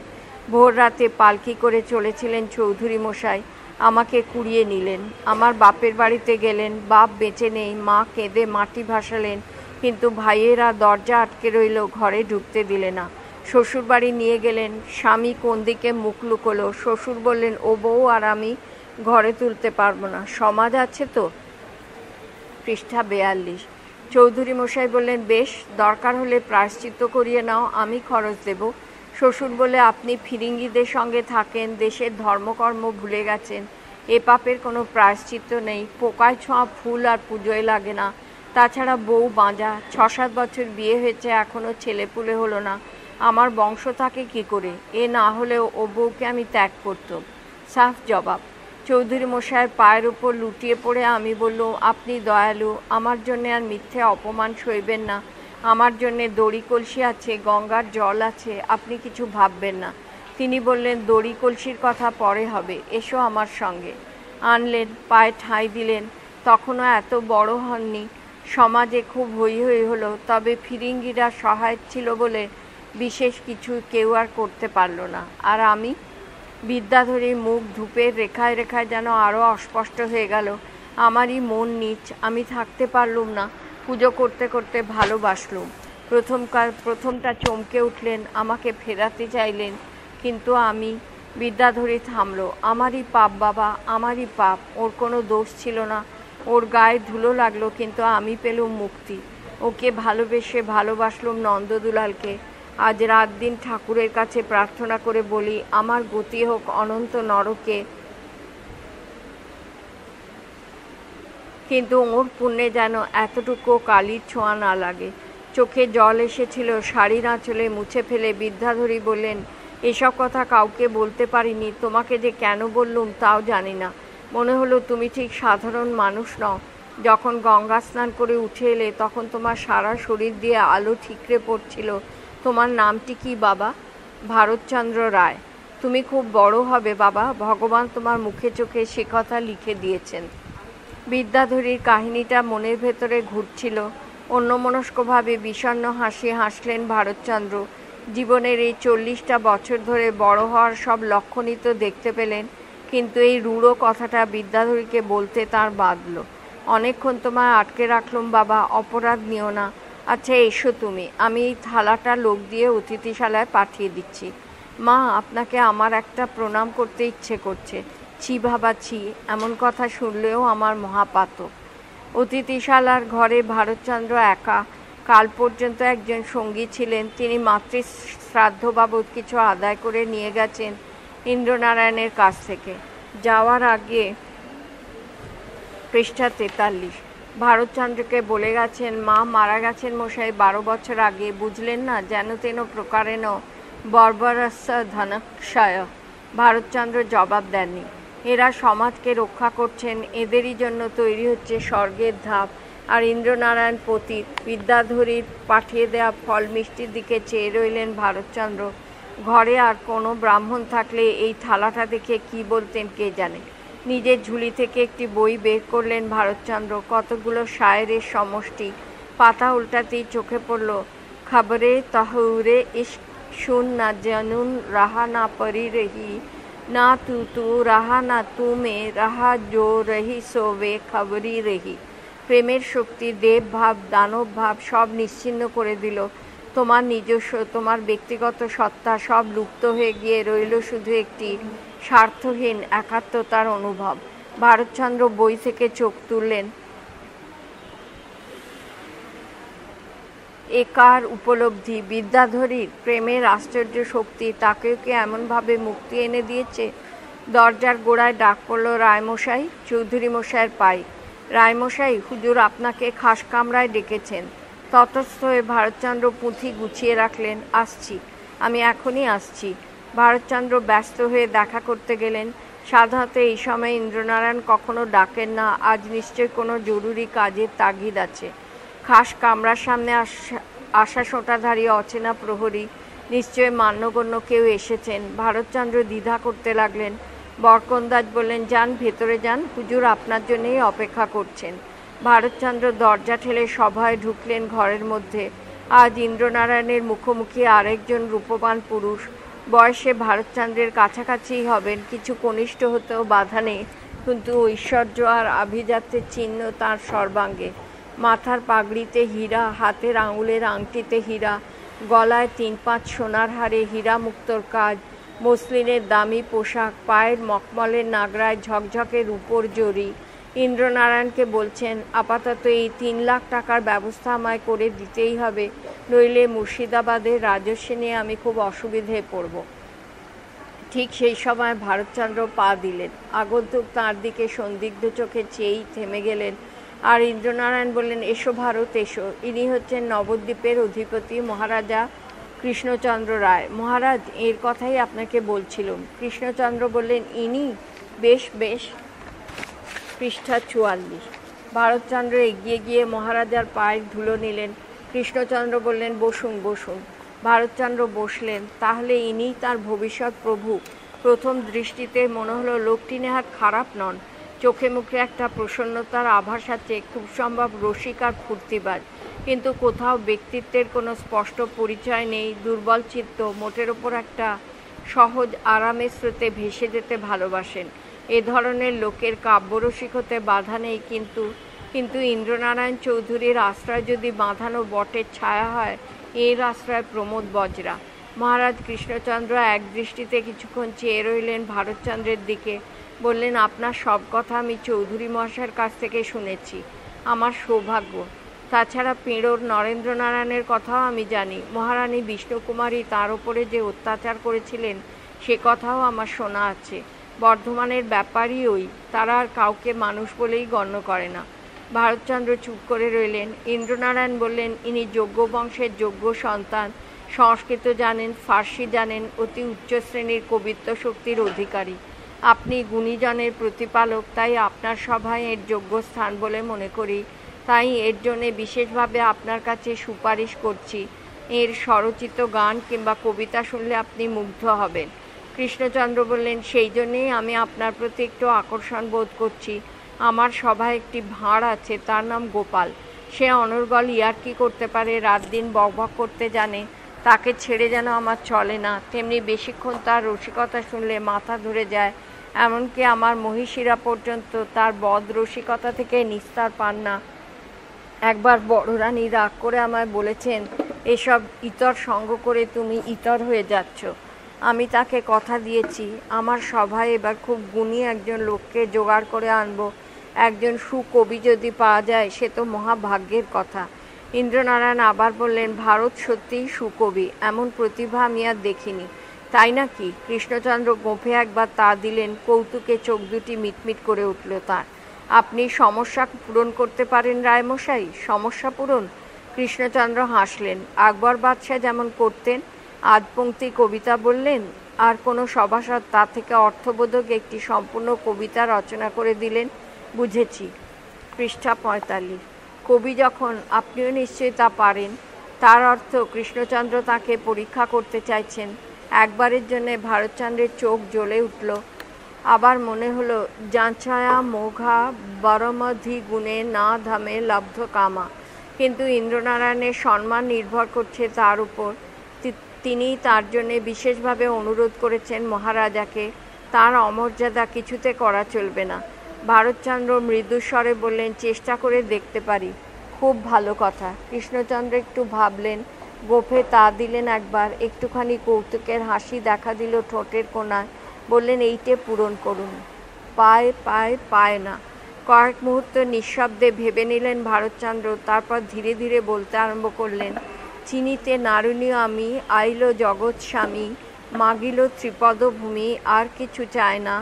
খর্ব দেখি উপহাস, শেষে কি সর্বনাশ, স্বর্গমর্ত দিব আস, তাহে মন ধায় না।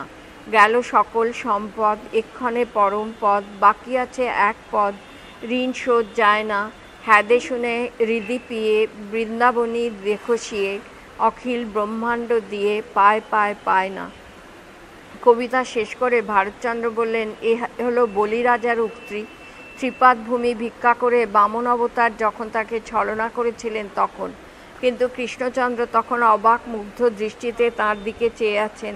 ভারতচন্দ্রের শেষ কথাগুলো তিনি শুনতেও পেয়েছেন কিনা সন্দেহ। সত্যি সত্যি যে ভারতচন্দ্র এত দ্রুত এমন সুন্দরভাবে সমস্যা পূরণ করে দেবেন, এ তার কল্পনাতেও ছিল না। শুধু অল্প অল্প হাসছিলেন ইন্দ্রনারায়ণ। বললেন, দেখুন মহারাজ, আমি ঠিক বলেছিলাম কি না? কৃষ্ণচন্দ্র আসন ছেড়ে উঠলেন। দুপা এগিয়ে ভারতচন্দ্রর সামনে গিয়ে দাঁড়ালেন। নিজের হাত থেকে খুললেন একটা হীরার আংটি। ভারতচন্দ্রের ডান হাতখানা টেনে নিয়ে আংটিটি পরিয়ে দিলেন তার আঙুলে। বললেন, সত্যিই আপনি মহাকবি। আপনাকে পেলে নবদ্বীপের রাজসভা ধন্য হবে। ভারতচন্দ্র আবার মহারাজের পায়ের ধুলো নিলেন। বললেন, আপনার অনুগ্রহ নয়, আমার সৌভাগ্য। কিন্তু কদিন আপনাকে অপেক্ষা করতে হবে এখানে। আমি আপাতত কলকাতায় চলেছি। কালীঘাটে মাকে দর্শন করব, পুজো দেব। তাছাড়া মানিক চাঁদজি, আমির চাঁদজির সঙ্গে কিছু বৈষয়িক কাজ কারবার আছে। তা নইলে আমি, পৃষ্ঠা 46, নিজেই আপনাকে সঙ্গে করে নিয়ে যেত। আপনি এক কাজ করুন, 3 সপ্তাহ পরে কৃষ্ণনগরে গিয়ে আমার সঙ্গে সাক্ষাৎ করবেন, আমি আপনাকে সভাকবি করে রাখব। ইন্দ্রনারায়ণ সস্নেহে বললেন, ভারত খুশি হয়েছে তো? ভারতচন্দ্র বললেন, এই কৃতজ্ঞতার ঋণ আমি সারা জীবনেও শোধ করতে পারবো না। মহারাজ কৃষ্ণচন্দ্র আর বেশিক্ষণ অপেক্ষা করলেন না। ইন্দ্রনারায়ণের সঙ্গে আরও কিছু শিষ্টাচারের পালা শেষ করে ভারতচন্দ্রকে আবার কৃষ্ণনগরে যাওয়ার জন্যে আমন্ত্রণ জানিয়ে বিদায় নিলেন। আজই তাকে কলকাতা যেতে হবে। কৃষ্ণচন্দ্র চলে গেলে ইন্দ্রনারায়ণ বললেন, কেমন দেখলে? করজোড়ে ভারতচন্দ্র বললেন, ভয়ে বলবো না নির্ভয় বলবো? চৌধুরী হাসলেন, নির্ভয় বলো, বয়স বেশি নয়, একটু তরল চিত্ত। চৌধুরী বললেন, ভুল বুঝেছ, বয়সে তোমার চেয়ে বড়ই হবেন, তরল চিত্ত বলছো? আদৌ নয়, অত্যন্ত বিচক্ষণ লোক। তুমি অনেক দিন বিদেশে ছিলে, তাই হয়তো কিছুই জানো না। মহারাজ কৃষ্ণচন্দ্রই আজ দেশের কুলপতি, বলতে গেলে গঙ্গার পূর্বপারের সমাজ তার নির্দেশেই চলে। অনেক সৎ কীর্তি করেছেন, দানে ধ্যানে বহু খ্যাতি। মুর্শিদাবাদের নবাব আলীবর্দীও খুব খাতির করেন। তোমার ভয় নেই, যোগ্য স্থানেই তুমি আশ্রয় পাবে। মাথা নামিয়ে ভারতচন্দ্র ভাবতে লাগলেন, তাছাড়া কি করবে এখান থেকে? তোমাকে তো বলেছি আবহাওয়া বড় ভালো ঠেকছে না আমার। দুবয়া কিছু দুঃসংবাদ দিয়ে গেল। ফরাসিরা বীরের জাত, কিন্তু ইংরেজ অনেক চালাক, অনেক ধুরন্ধর। কি যে ঘটবে সব অনিশ্চিত। তুমি চলেই যাও এখান থেকে। ভগবান তোমার ভালো করুন, সরস্বতী আশীর্বাদ করুন তোমাকে। 6. ধার্মিক বুদ্ধিমান কৃষ্ণচন্দ্রকে আলীবর্দী আদর করে নাম দিয়েছেন ধর্মচন্দ্র। 84 পরগনা জুড়ে তাঁর রাজত্ব। রাজ্যের উত্তর সীমা মুর্শিদাবাদ, দক্ষিণ সীমা গঙ্গাসাগর, পশ্চিম সীমা ভগীরথী, পূর্ব সীমান্ত বড় গঙ্গা। চারি সমাজের অধিনায়ক কৃষ্ণচন্দ্র। ঐশ্বর্যে প্রতাপে বাংলাদেশে মাত্র 2 জন তাঁর সমকক্ষ। একজন মুর্শিদাবাদের ধনপতি মহারাজ জগৎ শেঠ, আরেকজন নাটোরের রানী ভবানী। বর্গীর হাঙ্গামা, প্রজাদের মধ্যে দুর্ভিক্ষ, মহাবৎ জঙ্গের হাতে লাঞ্ছনা, এসব সত্ত্বেও মহারাজ কৃষ্ণচন্দ্র মোটের ওপর নিশ্চিন্তই ছিলেন। কিন্তু সম্প্রতি কিছু অনিশ্চয়তার কারণ ঘটেছে। মুর্শিদাবাদের আকাশে মেঘ ঘনিয়ে আসছে, তার কারণ নবাবের দৌহিত্র এবং পোষ্যপুত্র মির্জা মামুদ। একথা আজ আর গোপন নেই। জরাজীর্ণ বৃদ্ধ নবাব তাকেই বাংলা, বিহার, উড়িষ্যার সিংহাসনে বসিয়ে যেতে চান। নবাব আলীবর্দী অবশ্য চক্রান্ত আর হত্যার মধ্য দিয়ে সিংহাসনে বসেছিলেন, কিন্তু বীরত্বে, বিচক্ষণতায়, হিন্দু মুসলমানের প্রতি সম্মান, অপক্ষপাতে দেশের প্রত্যেক মানুষ শ্রদ্ধা করে তাঁকে। অমাবস্যার গানের পরবর্তী অংশ, পৃষ্ঠা 47। কৌশলে তিনি বর্গীর হাঙ্গামা ঠেকিয়েছেন। মগ হারমারদের উপদ্রব অনেকখানি বন্ধ করে দিয়েছেন। কিন্তু সবচাইতে বড় কথা, জমিদারদের সঙ্গে সবসময় তিনি সদ্ভাব রেখে চলেন, তাদের পরামর্শ ছাড়া কোনো কাজ করেন না। তিনি নবাব, কিন্তু ক্ষমতা প্রতিপত্তির চূড়োয় বসে আছেন ধনকুবের জগৎ শেঠ। তাঁরই প্রাসাদে নবাবী তাঁতশালা, তারই কাছারিতে বাংলা, বিহার, উড়িষ্যার সব রাজস্ব জমা পড়ে। জগৎ শেঠই দেশের রাজা, জমিদারদের প্রতিনিধি। হাওয়া কখন কোন দিকে বইছে সে খবর তিনিই ভালো করে জানেন। এখন এই মির্জা মামুদি জগৎ শেঠের কণ্টক সজ্জা হয়ে উঠেছে। উদ্ধত, বেপরোয়া, উচ্ছৃঙ্খল কতগুলো কুসঙ্গী জুটেছে, তারাই আরও বেশি করে তার মাথা খাচ্ছে। তার লঘুগুরু জ্ঞান নেই, এমনকি যে নবাবে সে চোখের মণি, তারও বিরুদ্ধে একবার সে মাথা তুলেছিল। সুন্দরী মেয়েদের সম্পর্কে দুর্বলতার তার সীমা নেই। জগৎ শেঠের পুত্রবধূকে হরণ করে নিয়ে যে কীর্তি সে করেছে, মানি মানুষটার মাথা যেভাবে নুইয়ে দিয়েছে, তাতে শেঠজি ইহজীবনে তাকে ক্ষমা করতে পারবেন না। এমনকি তার উৎপাতে স্বয়ং রানী ভবানী পর্যন্ত বড়নগর ছেড়ে পালিয়ে এসেছেন।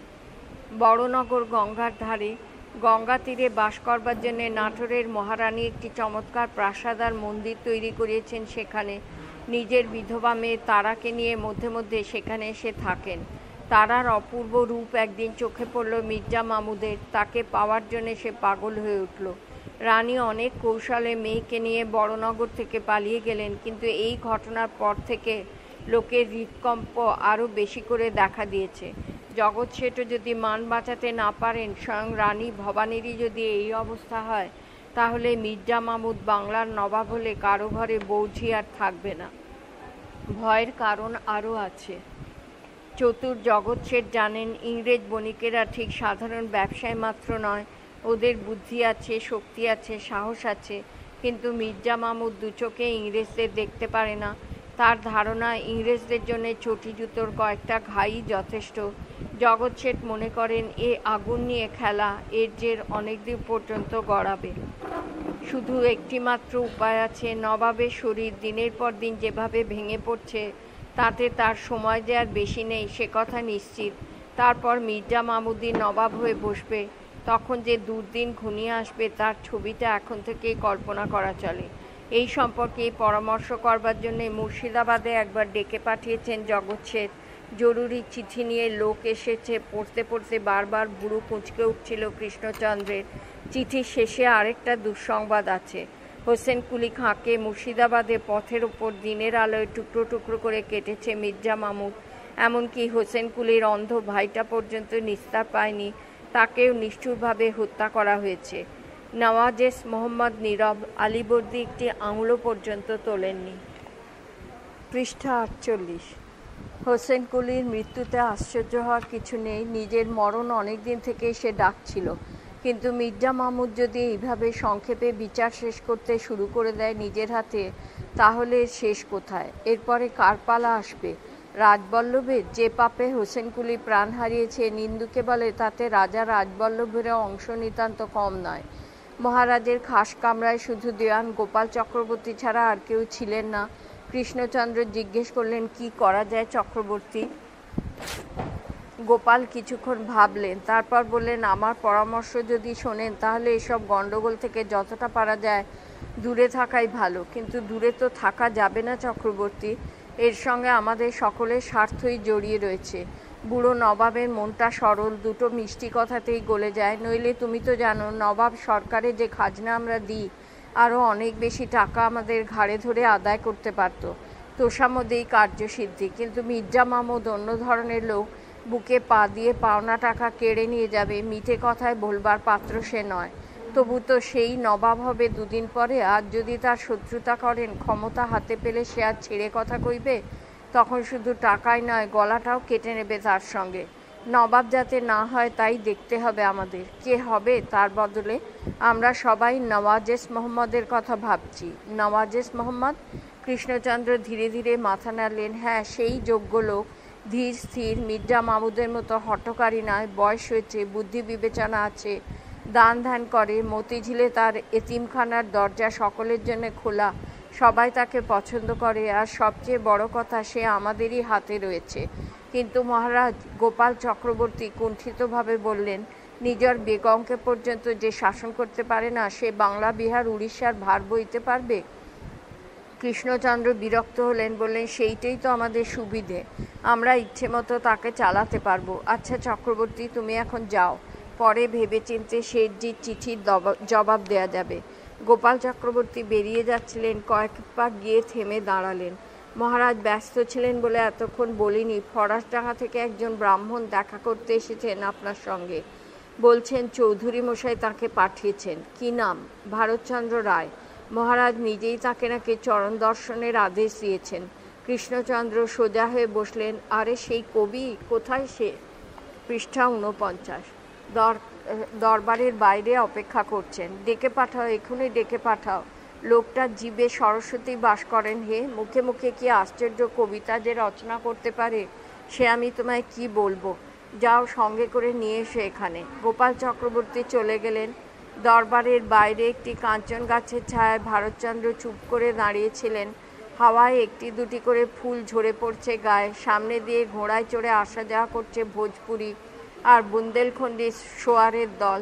তলোয়ার ঝনঝনিয়ে যাওয়া আসা করছে কয়েকজন মোগল। দুজন ব্রাহ্মণ শাস্ত্র নিয়ে তর্ক করতে করতে চলে গেলেন। দেউড়িতে উঠতে নহবতে সুর। অনেকক্ষণ ধরে অপেক্ষা করছেন ভারতচন্দ্র। এখনও রাজদর্শন হয়নি। একটা তীক্ষ্ণ অপমানের কাঁটা বুকের মধ্যে বিঁধতে লাগলো। কৃষ্ণচন্দ্রের বিশাল পুরী, অনেক ঐশ্বর্য, তবু ইন্দ্রনারায়ণের তুলনায় কিছুই নয়। অথচ চৌধুরী মশাইয়ের সঙ্গে দেখা করবার জন্য কাউকে ঘন্টার পর ঘন্টা এমন তীর্থের কাকের মতো অপেক্ষা করতে হয় না। তার দরজা অবারিত। আর এই রাজা মহারাজার কাণ্ড, এখানে অনুগ্রহ চাইতে হলে কুকুরেরও অধম হয়ে আসতে হয়।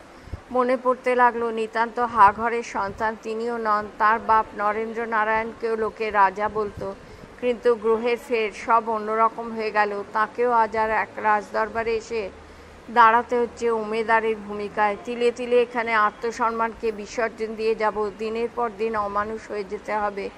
আরও 10 জন ইতরের সঙ্গে গলা মিলিয়ে তাকেও মাছির মতো ভন ভন করে বলতে হবে, হ্যাঁ মহারাজ ঠিকই বলেছেন, সূর্য পশ্চিমে ওঠে, পূবে অস্ত যায়। ইন্দ্রনারায়ণের কাছেও তিনি উমেদার ছিলেন, কিন্তু সেখানে মনের এই দীনতা কোথাও ছিল না। মহারাজ কি সত্যিই দেখা করবেন তার সঙ্গে, না ধুলো পায়ে বিদায় নিতে হবে এখান থেকেই? ফরাসডাঙ্গায় যেসব সাধুবাদ শুনিয়ে কবিকে তিনি সভায় ডেকেছিলেন, সেসব কি সত্যিই মনে আছে তার, নাকি গঙ্গার জলে বজরা ভাসানোর সঙ্গে সঙ্গে সব কথা নিঃশেষে ভুলে গেছেন? ভারতচন্দ্র দাঁতে দাঁত চাপলেন। হাতে সেই হীরের আংটিটা এখনো রয়েছে, যেন আগুনের মতো জ্বলতে লাগলো সেটা। রঘুনাথ হতচ্ছাড়াই তার সর্বনাশ করলো। বেশ ছিলেন বৈষ্ণবের দলে, সেই কুবুদ্ধি করে, কিন্তু আর ফেরা যায় না। লীলাকে নতুন করে দেখেছেন, কথা দিয়েছেন তাকে নিয়ে নতুন করে সংসার পাতবেন, কিন্তু রায়মশাই। ভারতচন্দ্র চমকে ফিরে চাইলেন। এক সম্ভ্রান্ত চেহারার ভদ্রলোক সামনে দাঁড়িয়ে, কোনো পদস্থ রাজকর্মচারী বলে মনে হলো। পৃষ্ঠা 50। ভদ্রলোক বললেন, আমি মহারাজের সুহবতী দেওয়ান। মহারাজ খাস কামরায় এত্তেলা দিয়েছেন আপনাকে, আসুন আমার সঙ্গে। দরবার বসেছে পরদিন। পাত্রমিত্র নিয়ে সভা আলো করে বসেছেন মহারাজ কৃষ্ণচন্দ্র। পণ্ডিত গদাধর তর্কালঙ্কার একটি নতুন শ্লোকে রাজাকে বন্দনা করতে শুরু করেছেন।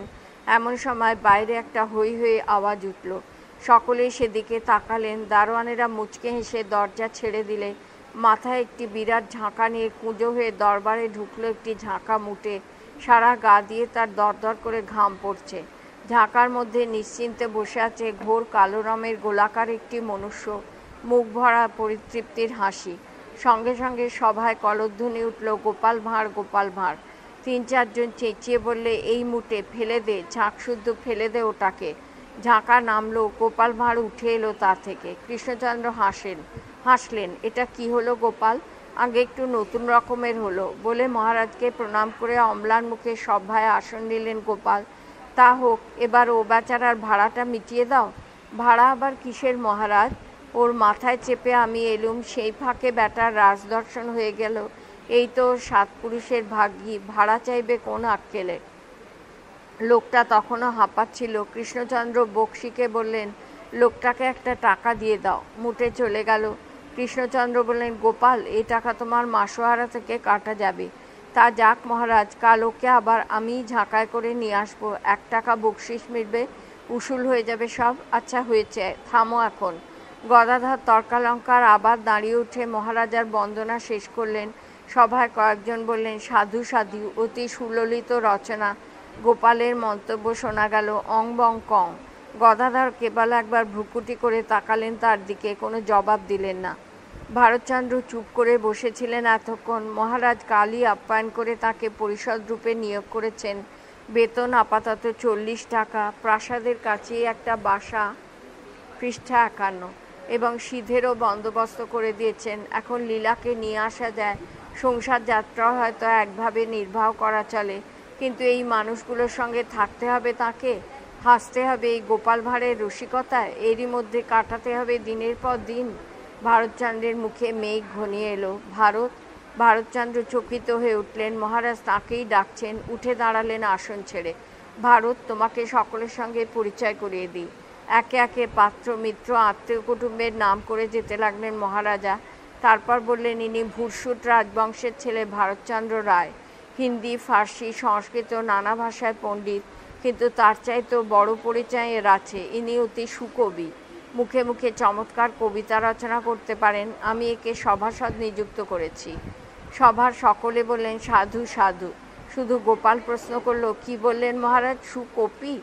আহ গোপাল। গোপাল বললে, মহারাজ, আমার জিভে একটু দোষ আছে, ব আর পয়ের উচ্চারণ সবসময় ঠিক থাকে না। ইনি নতুন লোক, 2 দিন পরেই সব বুঝতে পারবেন। তাই ইনি যদি সত্যিই কপি, আমাদের 2-1টা কবিতা শোনাতে আজ্ঞা হোক। কৃষ্ণচন্দ্র হাসলেন। বেশ তো, কিছু তৈরি আছে ভারত, শোনাও এদের।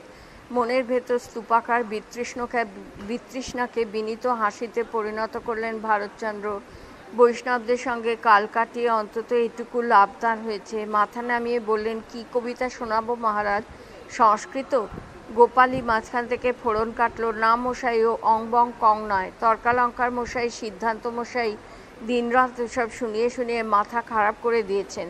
গোপালের চোখ পিটপিট করে উঠল। আপনি তো অনেক ভাষা জানেন না? হিন্দি, সংস্কৃত, ফার্সি, ঠিক আছে, সব ভাষায় মিলিয়েই আমাদের একটা কবিতা শোনান। মহারাজার পিসেমশাই শ্যামসুন্দর চাটুর্যে আফিংয়ের নেশায় এই সকালবেলাতেই অল্প অল্প ঝিমুচ্ছিলেন। এবার তিনি আরক্তিম চোখ দুটি মেলে একটা ধমক দিলেন গোপালকে। আহ, বড্ড বাড়াবাড়ি হচ্ছে গোপাল। ইনি আজ প্রথম সভায় এসেছেন, কি ভাবছেন বলো দেখি? ভারতচন্দ্রের মুখের রেখাগুলো ক্রমশ শক্ত হয়ে উঠছিল। বললেন, আজ্ঞে না, আমি কিছুই ভাবিনি। আচ্ছা, চেষ্টা করা যাক, দেখি উনি যেমনটা বলছেন সেরকম পারা যায় কি না। পৃষ্ঠা 52। কৃষ্ণচন্দ্র বললেন, ওর পাগলামিতে কান দিও না ভারত, তুমি একটা বাংলা কবিতায় বলো। মহারাজ, বাংলা কবিতা তো আছেই। ভারতচন্দ্র জোর করে হাসলেন। তা ইনি যখন নতুন রকম কিছু শুনতে চাইছেন, তখন একেই বা একেবারে নিরাশ করি কেন? আমাকে একটু সময় দিন, চেষ্টা করে দেখি। কয়েক লহমা চোখ বুজে দাঁড়িয়ে রইলেন ভারতচন্দ্র। তারপর আরম্ভ করলেন, শ্যাম হৃত প্রাণেশ্বর বায়তকে গয়দ রুবার, কাতর দেখে আদর কর কাহে মর রোয়কে, বক্ত্রং বেদং চন্দ্রমা ছু লালা চে রেমা, ক্রোধিত পর দেও ক্ষমা মেত্রী মে কাহে শোয়কে, যদি কিঞ্চিত ত্বং বদসি দরজানে মন আয়ত খোসি, আমার হৃদয়ে বসি প্রেম করো খোস হয়েকে। আর বলতে হলো না, এক লাফে উঠে দাঁড়ালো গোপাল ভাঁড়। সাবাস সাবাস সাবাস, আর বলতে হবে না হে, এতেই আমাদের মাথায় কুমোরের চাকের চক্কর লাগিয়ে দিয়েছ। কি নিদারুণ কবিতাই শোনালে, যেন মনে হলো মগজের ভেতরে ভগবত সিং গোটা কয়েক তোপ ডাকলো। পায়ের ধুলো দাও খুঁড়ো, পায়ের ধুলো দাও। একজন বলে, খুঁড়ো আবার কোন সুবাদে হে গোপাল? ভক্তির সুবাদে। কপি তো নয়, ইনি একেবারে মহাকপি, জাম্বুবান, আমার জাম্বুবান খুঁড়ো। ভারতচন্দ্রের ঠোঁটের কোণে তীক্ষ্ণ হাসির ঝলক ফুটে উঠল। বললেন, ভারী খুশি হলুম ভাইপো, জাম্বুবান খুঁড়োকে ঠিক চিনে নিয়েছ বলে। তা তোমার বাবা দাদা হনুমান ভালো আছেন তো? রসিক গোপাল ভাঁড় একটা খাবি খেলো, সঙ্গে সঙ্গে যেন চুপসে গেল খানিকটা, আর হাসির রোল উঠল সভায়। সবচাইতে বেশি করে হাসলেন মহারাজ কৃষ্ণচন্দ্র স্বয়ং। রাজ দরবারকে প্রথম চিনলেন ভারতচন্দ্র, দরবার চিনল ভারতচন্দ্রকে। পৃষ্ঠা 53। 7। जो रहीम उत्तम प्रकृति का करे सकत कुसंग, चंदन विष व्यापत नहीं लपटे रहत भुजंग। বাদশাহ আকবরের সভাসদ রহিম খান খানান আশ্বাস দিয়েছিলেন নিজেকে, আমার সত্যে আমি স্থির হয়ে থাকব, কে আমার চিত্তবিকার ঘটাতে পারে। রাজার সভা যেমনই হোক, আমি আত্মস্থ থাকব, আমি কবিতা লিখব, আমি সত্যিকারের রাজকবি হয়ে উঠব। जो रहीम मन हाथ है तो तन काहू किन जाही। কিন্তু আত্মবিশ্বাস কিছুতেই থাকতে চায় না। একটা বিস্বাদ শূন্যতা ক্রমাগত মাথার ভেতরে ঘুরপাক খেতে থাকে। দিনের পর দিন মহারাজার কৃপাদৃষ্টি বেশি করে পড়ছে ভারতচন্দ্রের ওপর। সকালে সন্ধ্যায় দুবেলা হুজুরে হাজির হতে হয়। সকালের দরবারে অনেক লোকের ভিড়ের মধ্যে বসে থাকতে হয় পারিষদের ভূমিকায়। সন্ধ্যায় ডাক পড়ে মহারাজের খাস কামরায়। সেখানে বলরাম, হরষিত, শঙ্কর ইত্যাদি জনকয়েক অন্তরঙ্গ ছাড়া আর বিশেষ কেউ থাকে না। তখন নতুন নতুন কবিতা শোনাতে হয় মহারাজকে।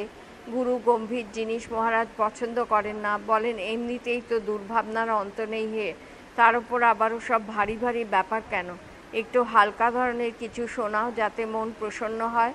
সুতরাং রাজার মন প্রসন্ন করতে হয়, তাতে কবিতা না হোক ইয়ার্কির আবহাওয়াটা চমৎকার জমে ওঠে। ভারতচন্দ্র মধ্যে মধ্যে ভাবতে চেষ্টা করেন আসলে তার সঙ্গে গোপাল ভাঁড়ের তফাৎ কোথায়। দুজনে একই পথের যাত্রী, একই উপজীবিকা। দিনের পর দিন বুদ্ধি, বিদ্যা, মনুষ্যত্বের গণিকা বৃত্তি, শেষ পর্যন্ত এই পরিণামই তিনি বেছে নিলেন। ইন্দ্রনারায়ণকে মনে পড়ে, উমেদারি সেখানেও ছিল, কিন্তু কত তফাৎ। মহারাজ সম্প্রতি কদিনের জন্য মুর্শিদাবাদে গেছেন, আপাতত ছুটি। নিজের বাসাটিতে বসে ভারতচন্দ্র ভাবছিলেন কি করা যায়। সামনের উঠোনে মাধবীলতার কুঞ্জে দুটি টুনটুনি বাসা বাঁধবার চেষ্টা করছিল। ছোট ছোট গাছপালাতেই ওদের ঘর বাঁধার ঝোঁক। ভারতচন্দ্র লীলার কথা চিন্তা করছিলেন, তাকে আনা যায় এখানে। মাইনে যা হোক, কষ্টের সৃষ্টি দিন যাপন হয়তো করা চলে, কিন্তু এই কৃষ্ণনগরে যেখানে দিনের পর দিন ইয়ার্কি জমিয়ে রাজাকে খুশি রাখতে হয়, বলরাম, শঙ্কর, গোপাল ভাঁড়ের সঙ্গে সঙ্গ দিতে হয়, সেখানে। পৃষ্ঠা 54। মন সায় দেয় না। কি বলবে তাকে লীলা? বলবে তুমি বিদ্বান, তুমি কবি, শেষ পর্যন্ত এই রাস্তাই বেছে নিলে। তাহলে এত শাস্ত্র পড়বার কি দরকার ছিল? গোপাল ভাঁড়কে তো কিছুই পড়তে হয়নি, শুধু ইয়ার্কি দিয়েই সে রাজার চোখের মণি হয়ে উঠেছে।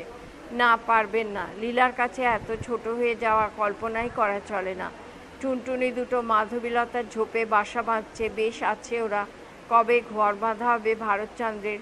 ভবিষ্যতের দিকে একবার ছড়িয়ে দিলেন চোখের দৃষ্টি। কিছু দেখা যায় না, শুধু একরাশ শূন্যতা যেন হাহা করছে সেখানে।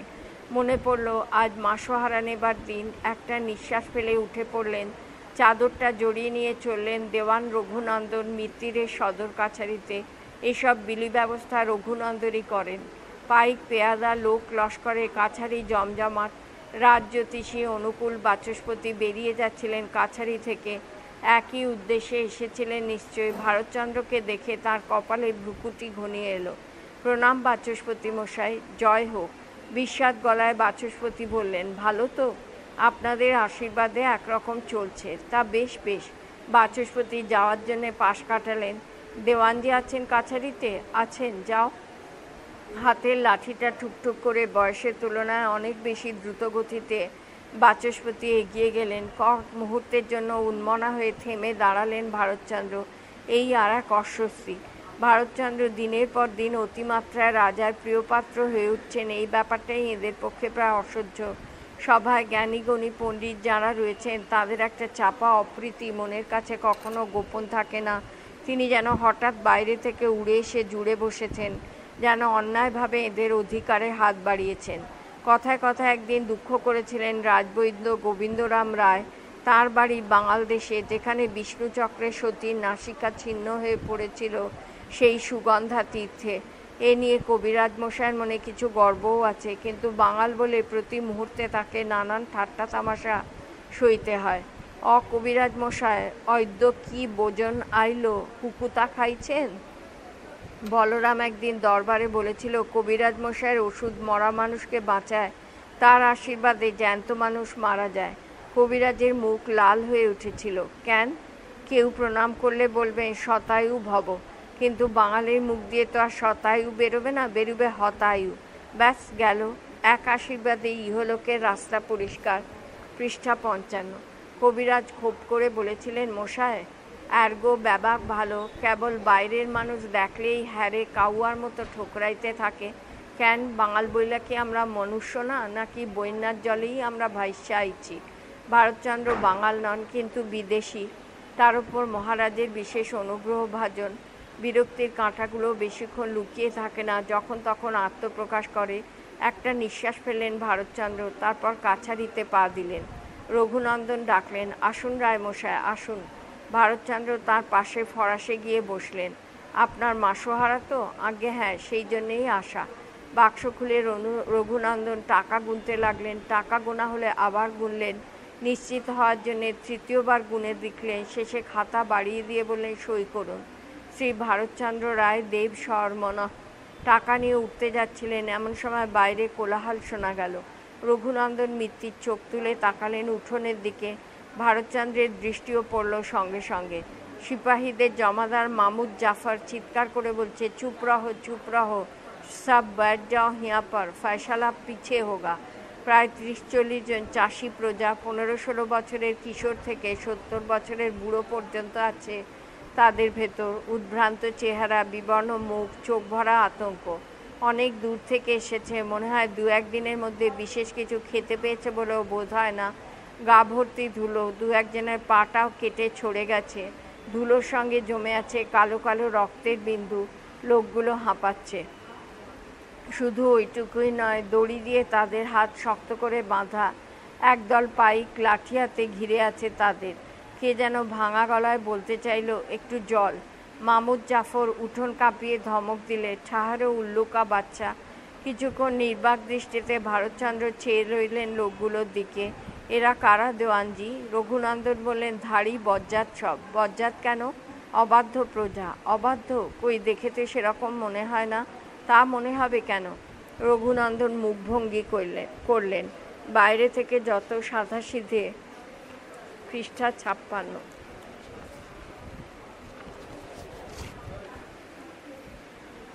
সরল দেখছেন, ভেতরে ভেতরে আদৌ তা নয়। গেঁয়ো চাষি কিনা, চেহারায় তাই নিপাট ভালো মানুষ, আসলে ব্যাটারা শয়তানের একশেষ। কি করেছে বলুন তো? লোকগুলোর ক্ষুধিত ক্লান্ত মুখের দিকে চেয়ে বিশ্বাস করতে ইচ্ছে হলো না। কি আবার করবে? ভ্রুকুটি করে রঘুনন্দন বললেন, গ্রামশুদ্ধ লোক এককাট্টা হয়েছে, বলে সরকারি খাজনা দেবে না। খাজনা দেবে না কেন? রঘুনন্দন মিত্তির কঠিন হাসি হাসলেন। এত পুঁথিপত্র পড়েছেন মশাই, দুরাত্মার ছলের অভাব হয় না। এ কথা কখনো শোনেননি? এরা বলছে বর্গির হাঙ্গামায় সর্বশান্ত হয়ে গেছে, খাজনা দিতে পারবে না। বর্গির হাঙ্গামা তো এখন দেশে নেই, তা নেই, কিন্তু এরা বলছে মারাত্মক অতিবৃষ্টি হয়েছে এবছর, যা ফসল খেতে ছিল হেজে নষ্ট হয়ে গেছে।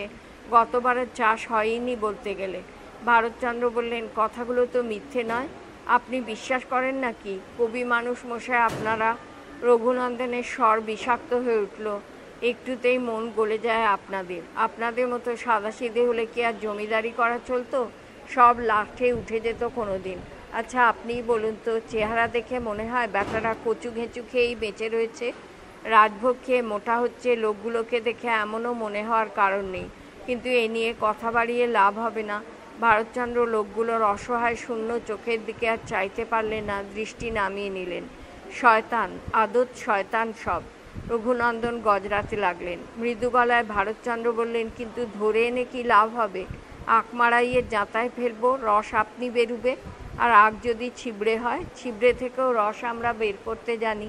আবার নিষ্ঠুর হাসি হাসলেন রঘুনন্দন। ভারতচন্দ্র চুপ করে রইলেন। এরপরে আর কোনো কথাই বলবার নেই। হাজতে বন্ধ করে রাখবো, বুকে বাঁশ ডলা দেয়া হবে, পিটিয়ে জোড়াহাড় ভেঙে দেব, খাজনা বেরিয়ে আসবে সুরসুর করে। রঘুনন্দন একবার আর চোখে তাকালেন ভারতচন্দ্রের দিকে। আপনার এসব শুনতে নিশ্চয়ই খুব খারাপ লাগছে। ভারতচন্দ্র বললেন, আমার ভালো লাগা খারাপ লাগায় কি আসে যায়? যে কাজের যে নিয়ম। যা বলেছেন। রঘুনন্দন মাথা নাড়লেন। যে কাজের যা নিয়ম। আরে মশাই, আমরা কি একেবারে অমানুষ, না দয়া ধর্ম করতে জানি না? কিন্তু কি করা যাবে? আমরা এদের। পৃষ্ঠা 57। ছাড়তে পারি, কিন্তু মুর্শিদাবাদের সরকার তো আমাদের ছেড়ে কথা কইবে না। জানেন বোধহয়, একবার 12 লক্ষ টাকা দেয় বুড়ো নবাব কি হেনস্থা করেছিল মহারাজের। তাই কড়া হুকুম আমাদের ওপর, প্রজারা মরুক বাঁচুক, রসাতলে যাক, টাকা আমাদের আদায় করতেই হবে। ওহ, তারপর দেখুন, সামনে দুর্গোৎসব আসছে, তার এক এলাহি খরচ। মহারাজার বাড়ির দুর্গাপূজা আপনি কখনো দেখেননি? এমন প্রতিমা মশাই কোথাও হয় না। এত ঘটা ভূভারতে কোথাও দেখতে পাবেন না আপনি। তবু তো ইচ্ছে মতো সব করা যায় না। ধুমধামের মাত্রা বেশি হলে নবাব মনে করে লোকটা অনেক পয়সা করেছে, সঙ্গে সঙ্গে বাড়িয়ে দেয় খাজনা, নয়তো কয়েক লক্ষ টাকার নজরানা চেয়ে বসে। তাও কম সম করেই কি সোজা খরচা? পুজোর আর সব বাদ দিলেও 3 দিনে 100 মোষ পড়ে, 5টার রক্তে বান ডেকে যায়। সেসব খরচ কোত্থেকে আসে বলুন? ঠিক তাহলেই দেখুন। রঘুনন্দনের কথা থেমে গেল মাঝপথেই। সেই লোকটাই বোধহয় জলের জন্য একবার গঙিয়ে উঠেছিল। শালা শুয়ারকা বাচ্চা বলে সজোরে একটা লাথি তার পেটে বসিয়ে দিল জাফর। ভারতচন্দ্র আর সহ্য করতে পারলেন না, উঠে দাঁড়িয়ে বললেন, মিত্তির মশাই, আমি এখন যাই। আসুন আসুন, প্রণাম। এই রাজা, এই রাজত্ব। আখমারাইয়ের জাঁতায় ফেলে রস বেশ করতে হয়, নইলে রাজস্ব আদায় হয় না। রাজার ঠাট থাকে না, চুড়োয় চুড়োয় নিশান কাংড়া ঘড়ি শোভা পায় না, তোরণে নহমত বাজে না। অথচ মহারাজ কৃষ্ণচন্দ্র দয়াধর্ম করেন, সমাজ প্রতিপালন করেন, দেশজড়া পণ্ডিতদের মাসোহারা দেন। ধার্মিক বলে তাঁর খ্যাতি আছে। নবদ্বীপে বিখ্যাত আগমবাগীশ বংশের কাছে দীক্ষা নিয়ে পরম কালীভক্ত মহারাজা তন্ত্র সাধনাও করে থাকেন। অথচ এই 40 টাকার মাসোহারা রাজদরবারের খাতির থালায় সাজানো সিধে সব কিছু এক মুহূর্তে নিজের কাছে বিস্বাদ মনে হলো। এদের সব কিছুর উৎস নিজের চোখেই তিনি এই মুহূর্তে দেখে এসেছেন। তার বাপ নরেন্দ্রনারায়ণও কি এইভাবে প্রজাপীড়ন করতেন ঠিক মনে পড়ে না। তখন তিনি নিতান্ত বালক ছিলেন। তারপর লেখাপড়া শেষ করে বাড়ি ফিরে উকিল হয়ে তাকে বর্ধমান যেতে হলো। সেখান থেকে সব ঐশ্বর্যকে এমন করে এই পথ দিয়েই আসে, এমনভাবেই কি ভগবান ভাগ্যবানদের অনুগ্রহ করেন? তাহলে মগ হারমাত বর্গির ওপর অভিমান করা কেন? পৃষ্ঠা 58। বর্গিরাও তো ধার্মিক, তারাও তো হর হর মহাদেব ধ্বনি তুলে গ্রামের পর গ্রাম লুটতে আসে। মেয়েদের ঘর থেকে টেনে নিয়ে যাবার সময় তারাও ভক্তিঘরে মন্দিরে প্রণাম করে যায়। বর্গির ওপর রাগ কেন? বড়লোকের গায়ে আঁচড় লাগে বলে? দূর হোক, এসব ভাবনা তার নয়। তিনি রাজবয়স্য, রাজাকে খুশি রাখাই তার কাজ। বাসায় পা দিতে একগাল হেসে তাকে সাষ্টাঙ্গে প্রণাম করল রঘুনাথ পরামানিক। কর্তা ভালো আছেন? ভারতচন্দ্র ভ্রুকুটি করলেন। হতভাগা, তুই এখানে? আগে চলে এলুম। চলে এলি? তুই না বলেছিলি বুড়ো হয়ে যাচ্ছিস, এবার জাত ব্যবসা করবি, জমিজিরের দেখবি, দুনিয়া চষে চষে তোর অভক্তি হয়ে গেছে, তাহলে আবার এসে জুটলি কেন এখানে? রঘুনাথ বিন্দুমাত্র বিচলিত হলো না। আগে শ্রীচরণ দর্শন না করে আর থাকতে পারলুম না। ওহ, ভক্তি কত! তার চরণ দর্শন তো হলো, এবার বাড়ি যা। এগে বাড়ি যাব কি? রঘুনাথের মুখ আবার হাসিতে ভরে উঠল। আর এখান থেকে নড়ছিনি। বাসাটি ছোট্ট কিন্তু দিব্যি, আর শহর বটে কেষ্টনগর, যেন পটে আঁকা ছবিটি দেখে চোখ জুড়িয়ে যায়। তাই এবার বাকি কাজটুকুও করুন ছোট কর্তা, ঝটপট মা ঠাকুরুনকেও এখানে নিয়ে আসুন। আমি লক্ষ্মীনারায়ণের যুগল রূপ দেখে কৃতার্থ হই। একবারের জন্য উন্মনা হলেন ভারতচন্দ্র। লীলা, সেই লক্ষ্মী বুঝি তোকে দূত করে পাঠিয়েছেন এখানে? আগে না, তিনি রইলেন সেই কোথায় সারদাতে, আমি আসছি পেঁড়ো থেকে। তবে সেই পেঁড়োতেই রওনা হও আবার? আমি নড়লে তো? রাগ করতে গিয়েও ভারতচন্দ্র হেসে ফেললেন। আমি তো কাজের লোক একজন রেখেছি, দুজনকে আমি পুষতে পারবো না। আমাকে পোষবার জন্যে আপনাকে খরচ করতে হবে না, পাত কুড়োনো খেলেই আমার পেট ভরবে। তুই কি না মরা পর্যন্ত আমার সঙ্গ ছাড়বি নে রঘু? আগে না, বয়সে তো বড়, আপনার আগেই যাব বলে আশা আছে। আর ওপারে গিয়েই আপনার গাড়ু গামছা সব গুছিয়ে রাখবো, নইলে সঙ্গে সঙ্গেই লোক আপনি পাবেন কোথায়? ভারতচন্দ্র আবার হেসে ফেললেন। তারপর চাদরের খুঁট থেকে বের করলেন টাকাগুলো। অমাবস্যার গানের পরবর্তী অংশ, পৃষ্ঠা 59। নে তবে এগুলো তুই রাখ, মাস চালাতে হবে। টাকা পয়সার হিসেব আমি রাখতে পারি না, ভালোও লাগে না। তোরই জিম্মায় রইল, কিন্তু দেখিস বেশি চুরি চামারি করিসনি। আগে সেই জন্যই তো বলি মা ঠাকুরুনকে বেশি বকিসনি, তাহলে কালই সিপাই সর্দার জাফরকে দিয়ে তোকে ঘোরে পার করিয়ে দেব। জ্বালাতে যখন এসেইছিস তখন সব দেখে শুনে নে, আমি ঘুরে আসছি একটু। আবার পথ।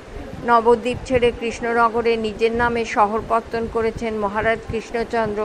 মনের মতো করে সাজিয়েছেন। অবশ্য ফরাসডাঙ্গার সঙ্গে কোনো তুলনা হয় না। সে জাঁকজমক, সেই গমগমে বাজার, সেই দেশ বিদেশের মানুষ, হাজার হাজার দালান কোঠা, সেই আকাশ ছোঁয়া অবলে আর কেল্লা, গঙ্গার ঘাটে জাহাজ আর নৌকোর সার, তার চেহারাই আলাদা। তবু কৃষ্ণনগরের শোভাও দেখবার মতো। ফরাসডাঙ্গা যেন বাজার, কৃষ্ণনগর যেন বাগান বাড়ি, মনোরম রাজপ্রাসাদ, পাত্র মিত্র, রাজার আত্মীয় স্বজনের সাজানো গোছানো বাড়ি, পুকুর, মন্দির, দোকান বাজার, রং বেরঙের মিঠাই, কত রকমের মাটির পুতুল, তাঁতি, কাঁসারি, স্বর্ণকার, শাঁখারি, এমনকি একদল গণিকা পর্যন্ত এসে জাঁকিয়ে বসেছে।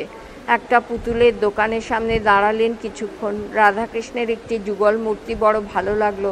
শাক্ত বংশের ছেলে হয়ে তান্ত্রিক মহারাজের আশ্রয় থেকেও বৈষ্ণব ভাবটা মন থেকে একেবারে যায়নি, কিন্তু সঙ্গে পয়সা ছিল না, যুগল মূর্তিটি কেনা গেল না। একবার তুলে দেখেই নামিয়ে রেখে যাওয়ার জন্য পা বাড়ালেন। দোকানি বললে, কি হলো ঠাকুরমশাই, নিলেন না? আজ থাক, বৌনির সময় নিয়ে যান, যা ইচ্ছে তাই দিন। একটাও পয়সা নেই আমার কাছে, কিছু মনে করো না। ভারতচন্দ্র লজ্জিতভাবে এগিয়ে চললেন। কয়েক পা যেতেই পেছন থেকে ডাক এলো, ঠাকুরমশাই। চমকে ফিরে চাইলেন ভারতচন্দ্র। অল্প বয়সী একটি রূপবতী মেয়ে, ঠোঁটে টুকটুকে পানের রং, কপালে টিকলি, পরনে রঙিন পাছাপাট শাড়ি, দুহাতে সোনার দুটি ভারী কঙ্কণ। দেখবা মাত্র বুঝতে বাকি রইল না মেয়েটি রূপজীবিনী। কি বিপদ, এ আবার তাকে ডাকে কেন? একটু দাঁড়িয়ে যাবেন ঠাকুরমশাই? মেয়েটি চলার গতি বাড়িয়ে তার সামনে চলে এলো। কি চাই তোমার? আঁচড়ের আড়াল থেকে বেরিয়ে এলো ছোট সেই যুগল মূর্তিটি। এইটি নিয়ে যান আপনি। আশ্চর্য হয়ে ভারতচন্দ্র চেয়ে রইলেন মেয়েটির দিকে। মেয়েটি ঠোঁট টিপে হাসল। চঞ্চল চোখ দুটো আলো পড়া জলের মতো চিকচিক করে উঠল। পৃষ্ঠা 60। কেন নেব তোমার জিনিস? ঠাকুর, আমি পাপিয়সী হতে পারি, কিন্তু এ তো দেবতার মূর্তি, নিতে দোষ নেই। ভারত বুঝতে পারলেন কাছাকাছি কোথাও দাঁড়িয়েছিল মেয়েটি, তাকে লক্ষ্য করছিল। হোক দেবতার মূর্তি, কিন্তু গণিকার দান। ভারতচন্দ্র দুপা পিছিয়ে গেলেন। ও তুমিই রাখো ঠাকুর, আপনি শাস্ত্র জানেন, আপনি কবি, আপনার দেবতার যে আচার বিচার আছে সে তো বুঝতে পারিনি। ভারতচন্দ্র থমকে দাঁড়ালেন। তুমি কি আমাকে চেনো? মেয়েটি আবার মুখ টিপে হাসলো, কথাটার জবাব দিলে না। তারপর বললে, এটা আপনি নেবেন না? এক মুহূর্তে দ্বিধা করে ভারতচন্দ্র বললেন, দাও। মুহূর্তে হাতে তুলে দিয়ে মেয়েটি গলবস্ত্রে প্রণাম করলো ভারতচন্দ্রকে। চিরজীবিনী হও। ও আশীর্বাদ করবেন না, আমাদের আয়ু বাড়ালে সংসারে পাপ বাড়ে। দাসের নাম চন্দ্রাবলী, সাহস করে তো আর কুঞ্জে যেতে বলতে পারি না। যদি কৃপা হয় নামটি স্মরণে রাখবেন। ধীরে ধীরে এগিয়ে চলে গেল। ভারতচন্দ্র দাঁড়িয়ে রইলেন। একবারের জন্যে তার মনে পড়ে গেল বিদ্যাধরীকে। কোথায় যেন মিল আছে দুজনের ভেতরে। কিছুটা বোঝা যায়, সবটা যায় না। 8। কৃষ্ণনগরে দুর্গোৎসব এসে পড়ল। ঢাকি, সানাইদার, কাশিওয়ালা আসতে শুরু করলো দেশ বিদেশ থেকে। চণ্ডীমণ্ডপে তৈরি হতে লাগলো রাজবাড়ির বিখ্যাত প্রতিমা। নতুন দোকান পসার বেড়ে গেল দেখতে দেখতে। রঘুনন্দন মিত্তিরের নিঃশ্বাস ফেলবার সময় নেই, জাফরেরও না। আখমারাইয়ের জাঁতা থেকে রস বেরিয়ে আসছে নিয়মিত, অনেক টাকা দরকার। রাজা কংসনারায়ণের দুর্গোৎসব ইতিহাসে বিখ্যাত হয়ে আছে। মহারাজ কৃষ্ণচন্দ্রের পুজোর কাছে সেই ইতিহাস ম্লান করে দেওয়া চাই। পাত্রমিত্রদের কারো নিঃশ্বাস ফেলবার সময় নেই। রাজা স্বয়ং ব্যতিব্যস্ত। তারই ফাঁকে ফাঁকে অন্তরঙ্গদের নিয়ে আসর করে বসেন। মুর্শিদাবাদ থেকে ফেরবার পরে তার মনে সবসময় একটা চাপা অশান্তি থমথম করছে। ভাঙা শরীর নিয়ে আলিবর্দী এখনও চালিয়ে যাচ্ছেন, কিন্তু তার যে আর বেশি দিন বাকি নেই এ কথা বুঝতে কারো অসুবিধে হয় না। চোখের মণি মির্জা মামুদকে তিনি নবাবই দিয়ে যাবেন, তাতেও সন্দেহ নেই। শুধু ভরসা নওয়াজেশ মোহাম্মদ, সে নবাব হলে সব দিক বজায় থাকে। কিন্তু পৃষ্ঠা 61। কিন্তু রাজবল্লভ, ঢাকার মহারাজ রাজবল্লভ, নওয়াজেশের বেগম ঘসেটি সম্পর্কে হোসেন কুলির যে অপযশ ছিল, সে অপবাদ রাজবল্লভেরও কিছু কম নয়, বরং লোকে অন্য কথাই বলে। কিন্তু ঘসেটির সঙ্গে রাজবল্লভের সম্বন্ধ যাই হোক, আসলে তাঁর আঙুলের ইশারায় ঘসেটি ওঠা বসা করেন। শোনা যাচ্ছে মির্জা মামুদকে সরাতে পারলে ঘসেটির পোষ্য শিশুটিকে নামকে বাঁচতে নবাব সাজিয়ে আসলে বাংলা, বিহার, উড়িষ্যার নবাব হয়ে বসবেন রাজবল্লভ স্বয়ং। আর নওয়াজেশের জন্যে গুপ্তঘাতকের ছুরির ফলাই যথেষ্ট। এই সম্ভাবনাটাই বেশি করে পীড়ন করছে মনকে। নওয়াজেশ অত্যন্ত ভদ্রলোক, বুদ্ধি বিবেচনা আছে, মাথা ঠান্ডা। মির্জা মামুদ দুরন্ত আর উদ্ধত হতে পারে, চরিত্র দোষও তার আছে, কিন্তু সে বীর। তার সঙ্গে চালাকি না করলে সে অকারণে কাউকে ঘাঁটাবে না। আর রাজবল্লভ যেমন খল তেমনি অত্যাচারী। একবার ক্ষমতা হাতে পেলে সে আর তার ছেলে কৃষ্ণবল্লভ যে কী কাণ্ড করতে থাকবে তা অনুমানও করা যায় না। শুধু কলকাতার কুঠির ইংরেজরা হয়তো এই সময় কিছু সাহায্য করতে পারে। তাদের অনেকের সঙ্গেই কৃষ্ণচন্দ্রের বন্ধুত্ব আছে। লোকগুলো কূটকৌশলী, লোভী, স্বার্থপর, উদ্দেশ্য সিদ্ধির জন্য না পারে এমন কাজ নেই। তার উপর যোদ্ধার জাত, প্রত্যেকেই তলোয়ার বন্দুক নিয়ে লড়াইয়ে নেমে পড়তে পারে, দরকার হলে প্রাণ দিতে পারে। কিন্তু তারা তো ব্যবসা করতে এসেছে, টাকা কামানোই তাদের লক্ষ্য। এই সমস্ত ব্যাপারে মাথা গলাতে তারা রাজি হবে? মির্জা মামুদকে তারা আদৌ পছন্দ করে না, কিন্তু তাই বলে এইসব চক্রান্তে তারা শরিক হবে? একবার অন্যান্য মহাজনদের জাহাজ লুটের দায় নবাব আলীবর্দীর কাছে ফিরিঙ্গিদের 12 লক্ষ টাকা জরিমানা দিতে হয়েছিল। তার পেছনেও মির্জা মামুদের হাত ছিল, সে কথা তারা নিশ্চয়ই ভুলে যায়নি। কিন্তু তাই বলে একবার কলকাতায় গিয়ে ড্রেক সাহেবের সঙ্গে দেখা করতে পারলে মন্দ হয় না। কিন্তু নবাবের কানে গেলে অবস্থা কি দাঁড়াবে তা বলা মুশকিল। দেখা যাক। মনের অস্বস্তি ভোলবার জন্যে বারে বারে কবির ডাক পড়ে। ওহে, রসের কবিতা শোনাও দুটো একটা, মন মেজাজ ভালো করে দাও। ভারতচন্দ্র সঙ্গে সঙ্গে শোনাতে থাকেন শ্রীকৃষ্ণের উক্তি।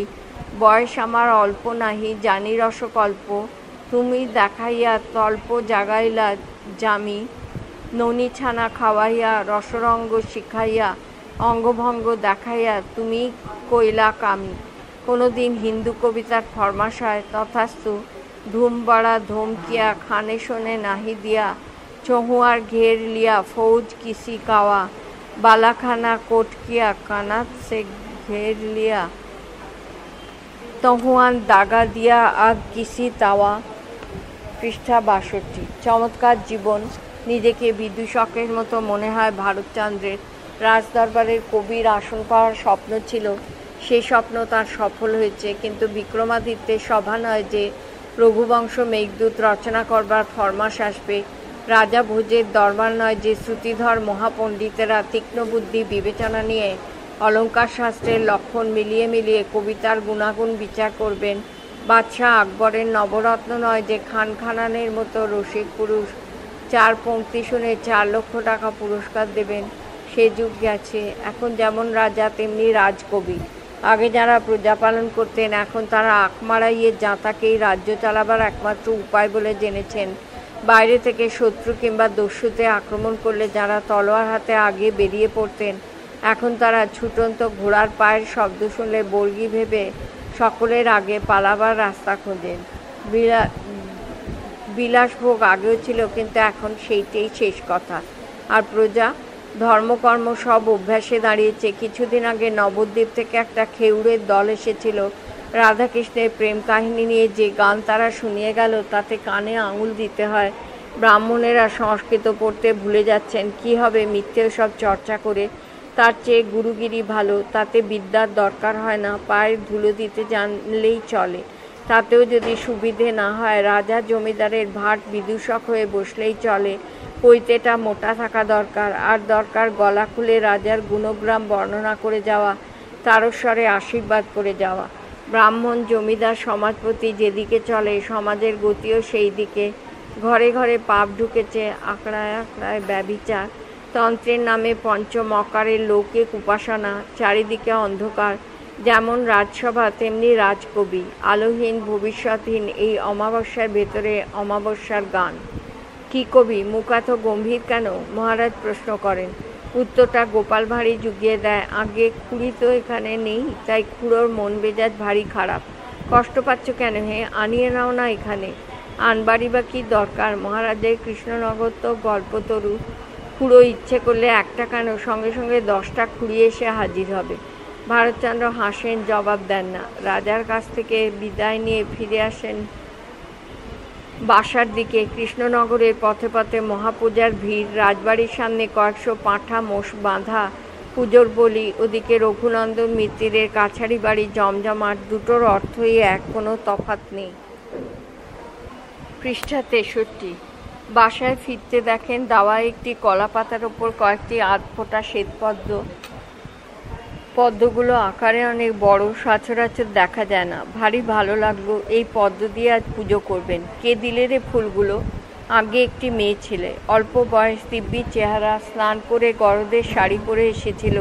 জিজ্ঞেস করলাম, কে আপনি? বললে, নামের দরকার নেই, ঠাকুরমশাই ফুলগুলো দিও।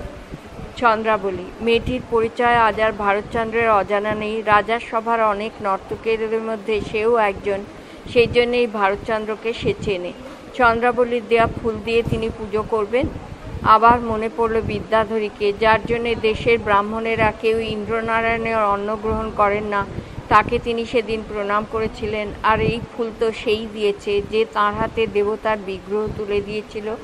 এই পদ্ম দিয়েই তিনি পুজো করবেন। এর চাইতে পবিত্র আর কিছু নেই। রঘুনাথ বললে, রাজবাড়ির প্রতিমা যে একখানা তৈরি হচ্ছে আপনি দেখেছেন কর্তা? বাপস, কী কাণ্ড! আপনার শ্রীচরণের ছায়া ছায়া অনেক দেশ তো ঘুরে এলুম, কিন্তু এমন একখানা এলাহি কারবার। ভারতচন্দ্র অন্যমনস্ক ছিলেন। সংক্ষেপে বললেন, জাঁতা। রঘুনাথ চমকে উঠল। কি বললেন আগে? লজ্জা পেয়ে ভারতচন্দ্র বললেন, না না, কিছু নয়, আমি এখন স্নান করব, তুই জল এনে দে। বিকেলের দিকে রাজবাড়ির মন্দিরে প্রণাম করে বেরিয়ে আসছিলেন ভারতচন্দ্র। চোখে পড়ল একটু দূরে বানেশ্বর বিদ্যালঙ্কার আসছেন। ভারতচন্দ্র রাজার কবি, বয়স্য, রাজার অবসর বিনোদনের সঙ্গী, কিন্তু আসল সভাকবি হলেন বানেশ্বর। পরম পণ্ডিত, অত্যন্ত সুকবি। মহারাজ কৃষ্ণচন্দ্র কখনো কখনো তাঁর সাহায্য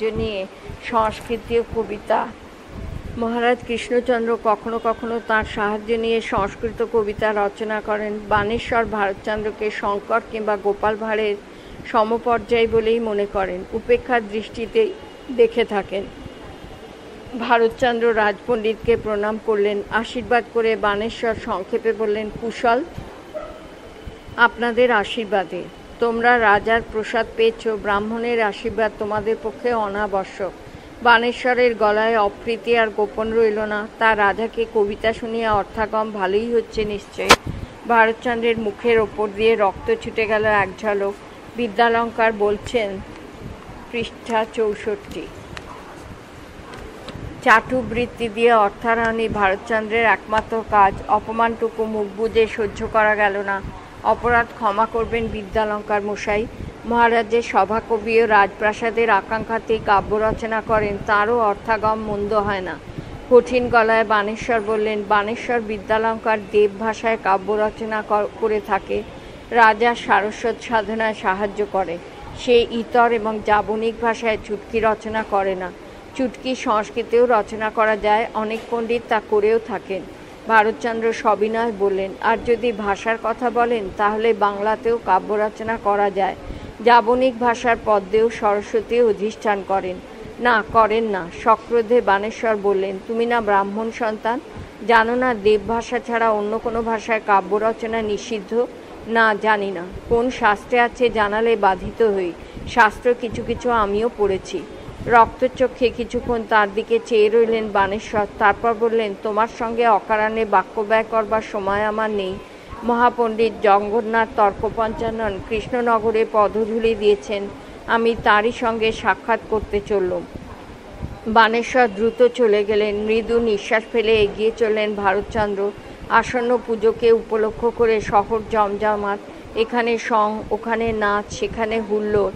একজন অন্ধ একতারা বাজিয়ে বর্গির হাঙ্গামার গান গাইছিল। আহা, ঘরেতে আগুন দিল, লুটি নিল সব, আর কোনো শব্দ নাই, তঙ্কা তঙ্কা রব, আর শিশুরে আছাড়ি ফেলে মার কোল হইতে। ভারতচন্দ্র দাঁড়িয়ে পড়লেন। লোকটার কপালে মস্ত একটা কাটা দাগ, তলোয়ারের কোপ পড়েছিল মনে হয়। চোখ দুটোতেও অস্ত্রাঘাতের চিহ্ন। সে জন্মান্ধ নয়। গান থামলে জিজ্ঞেস করলেন, তোমার দেশ কোথায় গো? দেশ অনেক দূরে মশাই, চন্দ্রকোনা। চন্দ্রকোনা? কি করতে সেখানে? চন্দ্রকোনার মানুষ শুনছো? আবার জিজ্ঞেস করতে হয় নাকি? তাঁত ছিল, তাঁত। তাতেই মড়াই ভরা ধান থাকতো, গোয়াল ভরা গরু থাকতো। কিন্তু অদৃষ্ট, কপালে করাঘাত করলো লোকটা। বর্গি? বর্গি ছাড়া আর কি? লোকটা একটু থামলো। চোখের সামনে মা বাপ ভাইকে বল্লমে ফুঁড়ল। বউটাকে মনে হলো যেন তার গলার স্বরকে কেউ বুকের ভেতর টেনে নিতে চাইছে। পৃষ্ঠা 65। তবু ভাগ্যি ভালো মশাই, তার আগেই আমার কপালে বসিয়েছিল খাঁড়ার ঘা। চোখের ভেতরে লোহার শলা পুড়ে দিয়েছিল। কাঁধের ছেঁড়া গামছাটা দিয়ে সে চোখ মুছে ফেলল একবার। যাগ্গে সেসব কথা, কিছু দেবেন? ভারতচন্দ্র লোকটিকে একটা পয়সা ফেলে দিলেন। বাবরি চুল, গলায় সোনার হার, কানে বীরবৌলি আর হাতে বুলবুলি নিয়ে অল্প বয়সী একটা ছোকরা তার সঙ্গীর কাছে বক্তৃতা দিচ্ছে। অন্ধের গান থেকে আলোচনাটা শুরু হয়েছে খুব সম্ভব। বর্গির সামনে দাঁড়ানো কি বাঙালির কাজ বাবা? সাক্ষাৎ যমদূতের মতো চেহারা সব, দেখলেই দাঁত কপাটি লাগে। দূরে বর্গির ঘোড়ার শব্দ শুনলেই কি জমিদার, কি কিষান, যে যা পারে গুছিয়ে নিয়ে ঊর্ধ্বশ্বাসে পালাতে আরম্ভ করে। অনেক সময় বউ ছেলে মেয়ে পর্যন্ত পেছনে পড়ে থাকে। সঙ্গীটি বলে, হুঁ, আত্মানাং সতত রাক্ষের দ্বারৈরপি ধনৈরপি। কিন্তু আমি ভাবছি, বর্গিরা যদি শেষে এই কৃষ্ণনগরে এসে পৌঁছে তখন কি হবে? আরে এখানে কি আর চালাকি চলে? মহারাজের সৈন্য সামন্ত আছে না, ভোজপুরি, বুন্দেলখণ্ডী, পাঠান, মোগল, জাঁদরেল, বীর সব। বর্গিকে তারা কুচুকাটা করে ফেলবে। ভেতো বাঙালি তো আর নয় যে আচমকা ছাগলের পায়ের আওয়াজ শুনে পিলে কেঁপে ওঠে, ভাবে ঘোড়শহর এলো বুঝি। কে জানে, কিছু বিশ্বাস নেই। সঙ্গীটি নিঃশ্বাস ফেলল। নবাব আলীবর্দী পর্যন্ত বর্গিকে এঁটে উঠতে পারেন না। আরে তো, কিন্তু তোমার কথাটা আমার গায়ে লাগছে। ভেতো বাঙালিকে তুমি একেবারে উড়িয়ে দিলে। জানো তো আমি গোয়ালার ছেলে। আমার ঠাকুরদা ছিল নামজাদা লেঠেল, একা 100 জনের মোহরা নিতে পারত। বর্ধমান থেকে মুকসুদাবাদ পর্যন্ত সবাই চিনত তাকে। আজ কি ভোজপুরি মোগল রাজপুত নইলে বাঙালি জাত মান বাঁচাতে পারে না? পারে নাই তো। বাঙালির সেসব দিন আর নেই হে, এখন শুধু কাঁদতে জানে আর মরতে জানে। তুমি বলছিলে তোমার ঠাকুরদা হেন ছিল তেন ছিল, আর তুমিই তো এখন নেংটি ইঁদুর দেখলে মুচ্ছ যাও। হাতের বুলবুলির উদ্দেশ্যে একটা শীষ দিয়ে শৌখিন ছোকরাটি বলে ওসব কথা ছেড়ে দাও ভাই, বর্গি এলে সবাই পালায়, আমরাও পালাবো, সেজন্য আর ভাবনা কি? না, ভাবনার কি আছে? পলায়াতে স জীবতী। খুব যে সংস্কৃত কপচাচ্ছ তখন থেকে, পেলে কোথায়? সঙ্গীটি হাসলো। আমার বাড়ির পাশেই যে চতুষ্পাঠী রয়েছে, পোড়োদের কয়েকজনের সঙ্গে আমার ভারী ভাব। মধ্যে মধ্যে তাদের ভাঙের শরবতের জন্য আমাকেই ঘন দুধ যোগান দিতে হয় কিনা, তাদের মুখেই এসব শুনি। তাছাড়া কত যে রসালো শ্লোক আছে সংস্কৃতে, সে আর তোমায় কি বলবো। রসালোর শ্লোক পরে হবে, ওদিকে নাচ হচ্ছে, চলো যাই। পথের ধারের একটা কাঞ্চন গাছের গায়ে ঠেসান দিয়ে ভারতচন্দ্র দাঁড়িয়ে পড়লেন। পৃষ্ঠা 66। কথাগুলো চমৎকার লাগছিল শুনতে। বর্গি এলেই পালাবো, পালানো ছাড়া কী বা করবার আছে? দ্বারই রপি ধনেই রপি, নিজের প্রাণটাকে সকলের আগে বাঁচানো দরকার। আর তাছাড়া মোগল, বুন্দেলি, ভোজপুরি তো আছেই। বাঙালির ঘর, বাঙালির মান, পারলে তারাই বাঁচাবে, সে সম্পর্কে বাঙালির কোনো কর্তব্য নেই। কবি কঙ্কন তবু তো চণ্ডীকে দেখেছিলেন। একালের মানুষ দেবতাকেও বিশ্বাস করে না, ধর্মকেও না, নিতান্ত অভ্যাসে যেটুকু মানতে হয় তাই মানে। এদের বাঁচাবে কে? মনে মনে অনুতপ্ত বোধ করতে লাগলেন ভারতচন্দ্র। নীলাচল ছেড়ে চলে না এলেই ভালো করতেন, তাহলে এই বাংলাদেশকে দেখতে হতো না, এই বাঙালিকেও না। সেই কতকাল আগে যখন দেশ ছেড়েছিলেন তখনও দেশে দেখেছিলেন হাঙ্গামা, দেখেছিলেন আকাল, দেখেছিলেন এক সের মিঠাইয়ের দাম 1 কাহন, আধপনে আধ সের চিনি কিনতে হয়, কাপড় অগ্নিমূল্য, চারদিকে হাহারব। এই 20 বছরে অবস্থা এতটুকু বদলায়নি, আরও নেমে গেছে। তবু সেদিন বাঙালি কিছু শক্তি, সামর্থ্য, কিছু সাহস ছিল, আজ তাও শেষ হয়ে এসেছে। এরই মধ্যে ঝলমল করছে কৃষ্ণনগর, চলছে নাচ গান, ঘুরছে রঘুনন্দনের যাঁতা, যেন মহারাজ কৃষ্ণচন্দ্র শ্মশানে বাসর সাজিয়েছেন। অন্যমনস্কভাবে ভারতচন্দ্র পা বাড়ালেন। হঠাৎ একসময় চমক ভাগল তাঁর, যেন তাকে উপলক্ষ করে অনেকখানি কৌতুকের হাসি চারদিকে বিকীর্ণ হয়ে পড়েছে। চেয়ে দেখলেন সামনেই তরুণী নর্তকী, তাকে ঘিরে রসিক দর্শকের দল।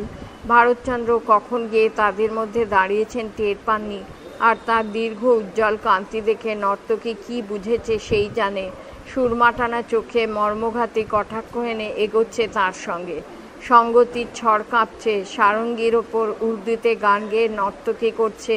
এতক্ষণ ধরে কেঁদে কেঁদে ফিরছিলুম, কোথায় ছিলে জীবন বল্লভ, এসো এসো, আলিঙ্গন দাও আমাকে। দুহাত বাড়িয়ে এমন করে অগ্রসর হলো যেন সত্যিই আলিঙ্গন করতে চায়।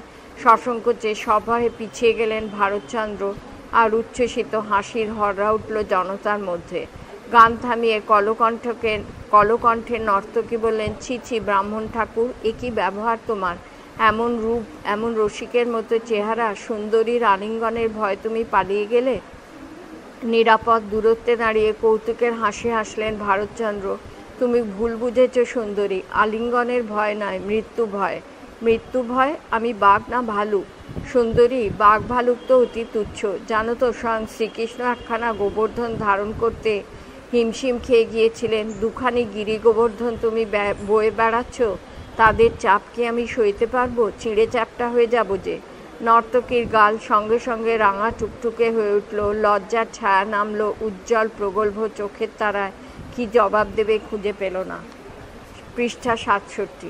বেড়ে বলেছেন, চমৎকার বলেছেন। কৃষ্ণনগরের রসিক জনতা রসিকতাটা পূর্ণমাত্রায় উপভোগ করে সাধুবাদ দিলে ভারতচন্দ্রকে। ফেটে পড়ল অট্টহাসিতে। আর সেই অবসরে দ্রুত পা ফেলে ভারতচন্দ্র অদৃশ্য হয়ে গেলেন সেখান থেকে।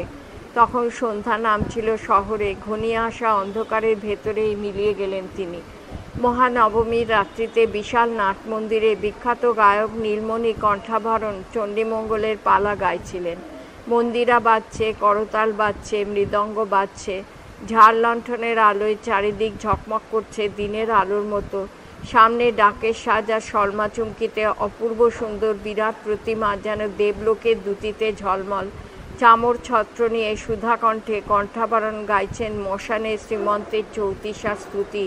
এই অন্তিমকালে সর্বসংকট বারিণী দেবী চণ্ডিকার কাছে বরাভয় প্রার্থনা করছেন তিনি। ওপরে চিকের আড়ালে রাজপরিবারের মহিলারা আসরের সামনে জরির কাজ করা মখমলের তাকিয়ায় হেলান দিয়ে মহারাজা, পাশে পাত্রমিত্র পরিষদের দল, কয়েকজন ইংরেজ বণিক। মহারাজার নিমন্ত্রণে তারা দুর্গোৎসব দেখতে এসেছেন, কিন্তু ফিরিঙ্গিরা গান শুনছেন না, ফিসফিস করে নিজেদের মধ্যে কি যেন আলাপ করছেন চাপা গলায়। একদিকে একটি ছোট দল করে বসে রয়েছেন দিকপাল সব নৈয়ায়িক আর শাস্ত্রজ্ঞ পণ্ডিতেরা, হরিরাম তর্ক সিদ্ধান্ত, কৃষ্ণানন্দ বাচস্পতি, রামগোপাল সার্বভৌম, বীরেশ্বর ন্যায় পঞ্চানন আর রাজকবি বানেশ্বর বিদ্যালঙ্কার। আজকের দিনে রাজা আর তাঁদের গুরুগম্ভীর সঙ্গ কামনা করছেন না, কারণ রাজার মেজাজ আজকে তরল। নাটমন্দির লোকের ভিড়ে কানায় কানায় উপচে পড়ছে, বাইরেও হাজার হাজার প্রজা নাড়িয়ে নীলমণির দরাজ কণ্ঠের গান শুনছে। রাজা এবং সাঙ্গপাঙ্গদের অনেকেরই চোখে একটু ঘোর লাগানো। মহানবমীর রাত্রে শাক্তমতে সবাই কিছু কিছু কারণ করছেন। ভারতচন্দ্র একটু সংকুচিত হয়ে বসে আছেন, কারণ বাড়ির ব্যাপারটা তার বিশেষ ধাতে টাতে সয় না। প্রাণ খুলে গাইছিলেন নীলমণি, অনেকেই চোখের জল মুছছিলেন। ভারতচন্দ্রেরও একটুখানি আচ্ছন্নতা এসেছিল। মহারাজ একবার নড়ে বসলেন, তারপর ভ্রুকুটি করলেন। ওহে ভারত! তটস্থ হয়ে ভারতচন্দ্র বললেন, আজ্ঞা করুন। কেমন যেন জমছে না হে। আগে ভালোই তো গাইছেন। নীলমণি ভালোই গায় ও সুর করে, চরক সংহিতা পড়লেও লোকের চোখে জল আসবে, কিন্তু বড্ড নিরামিষে। কবিকঙ্কনের ওই এক দোষ, ভারী শুকনো। ভারতচন্দ্র চুপ করে রইলেন। মহারাজ বলে চললেন, দুঃখ করো অবধান, আমানি খাবার গর্ত দেখো বিদ্যমান। এই সবই কবিকঙ্কনের হাতে খোলে ভালো। আসলে মুকুন্দরাম চাষাভূষো ছোট লোকের কবি, গরিবের দুঃখের কথা শুনিয়ে কান ঝালাপালা করে দেয়। আদি রস যেটুকু আছে নেহাত। পৃষ্ঠা 68। জোলো নিতান্তই নিয়ম রক্ষা করতে হয়, তাই লেখা। তারপর বছর বছর শুনতে শুনতে এখন কেমন একঘেয়েও লাগে। ভারতচন্দ্র শুনতে লাগলেন। একটা হাই তুলে মহারাজ বললেন, তুমি তো খুচরো কবিতা লিখেই চালাচ্ছ। কখনো একটিখানি বসন্ত বর্ণনা শোনালে, কখনো বা হিন্দি, ফার্সি, বাংলা, সংস্কৃত মিশিয়ে খানিকটা ইয়ার্কি করলে। মহারাজ আরক্তিম চোখ দুটো আধ বুঝে একটু হাসলেন। তা এসব তোমার হাতে জমে বেশ। ভুয়ো ভুয়ো রৌরুদোষী ইয়াকাত নমুদা ইয়াকোসি, হা হা হা। মহারাজ শব্দ করে হেসে উঠলেন। কণ্ঠাভরণের গান একবার হোঁচট খেল। ঘর শুদ্ধ লোক দৃষ্টি ফেলল এদিকে। ফিরিঙ্গি বণিকেরা নিজেদের ভেতরে কি যেন কানাকানি করলেন, আর ভারতচন্দ্র অত্যন্ত অপ্রতিভ হয়ে গেলেন। মহারাজও যেন লজ্জা পেয়ে চুপ করে রইলেন। কিছুক্ষণ গান চলল, তারপরে আবার চাপা গলায় ডাক এলো, ভারত! আজ্ঞা করুন। না, এ নিতান্তই পানসে। এই চৌতিসায় মন ভরে? আর ভাবো দেখি বিহলানের চৌর পঞ্চাশিকার সেই স্তুতি। শ্মশানে মরতে বসেছে, তবু কি বুকের পাটা। অদ্যাপিতাং শশী মুখিং নব যৌবনাঢ্যাং পিনস্তনিং পুনরাহং ইয়দি গৌরকান্তিম পশ্যামি মন্মথ সরাসন পীড়িং তাঙ্গিং গাত্রানি সংপ্রতি করমি সুশীতলানি। এ না হলে আর শ্মশান স্তব। আবার একটা তিক্ত বিস্বাদে ভারতচন্দ্রের সমস্ত মন বিরস হয়ে উঠল। তবু হাসতে চেষ্টা করতে হলো, তবু সায় দিতে হয় রাজার কথায়। রাজ বয়স আর কি করতে পারে এছাড়া। আজ্ঞে হ্যাঁ মহারাজ, ঠিকই বলেছেন। তাহলে তুমি ভার নাও এবার। এসব পুরনো চণ্ডীকাব্য আর নয়, মাকে নিয়ে নতুন মঙ্গল কাব্য লিখে ফেলো একখানা। মঙ্গল কাব্য? হ্যাঁ, সম্পূর্ণ কাব্য। এসব টুকরো কবিতা লিখে কেবল নিজের প্রতিভারই অপচয় করছো তুমি। আমি পারবো মহারাজ? কেন পারবে না? তুমি রসিক, তুমি পণ্ডিত, অলঙ্কার শাস্ত্র তোমার মুঠোয়, তার উপর স্বভাব কবি। মুকুন্দরাম কোথায় দাঁড়াবে তোমার কাছে? ও কথা বলবেন না মহারাজ। কবিকঙ্কন আমাদের নমস্য। তবে আপনি যদি আদেশ করেছেন, আমি চেষ্টা করব। চেষ্টা তোমায় করতে হবে না, সরস্বতী নিজে এসে তোমার কলমে ভর করবেন। কিন্তু মনে রেখো, সরস হওয়া চাই। আর দেখছো তো, আমার কৃষ্ণনগরের লোক এমনিতে একটু বেশি রসিক, তাদেরও খুশি করা চাই। মহারাজের আদেশ শিরোধার্য। পৃষ্ঠা 69। 9। বাগর্থাবিব সংপৃক্ত বাগার্থ প্রতিপ্রত্যয়ে জগৎ পিতরৌ বন্দে পার্বতী পরমেশ্বরৌ। কালিদাসকে স্মরণ করেই লেখনী ধরা যাক। সেই সঙ্গে মনে পড়ল মুসলিম কবির কথা, ইলাহি দে মুঝে রঙ্গিন বায়ানি, আতা কার মুঝকো ইয়াকুতে মানি। হে ঈশ্বর, দাও আমাকে বর্ণোজ্জ্বল ভাষা, সেই সঙ্গে দাও তার জ্যোতির্ময় অর্থ। কবির অন্তরের চিরন্তন প্রার্থনা। কিছুক্ষণ মগ্ন হয়ে ভারতচন্দ্র চেয়ে রইলেন মাধবীলতার কুঞ্জটির দিকে। টুনটুনিদের বাসায় দুটি বাচ্চা হয়েছে, একটু একটু করে মা বাবার সঙ্গে উড়তে শিখছে তারা। লীলাকে মনে পড়ে গেল, ঘর সংসার করবেন বলে তাকে আশ্বাস দিয়ে এসেছেন, কিন্তু এখনও কোনো ব্যবস্থাই করা গেল না। মহারাজের কাছে কিছু জমি জমা চাইলে কেমন হয়, কিন্তু প্রবৃত্তি হয় না। চাটুকারিতার লজ্জাই যথেষ্ট, ভিক্ষার ঝুলি পেতে দরকার নেই আর। কাগজের ওপর বড় বড় করে লিখলেন চণ্ডীমঙ্গল।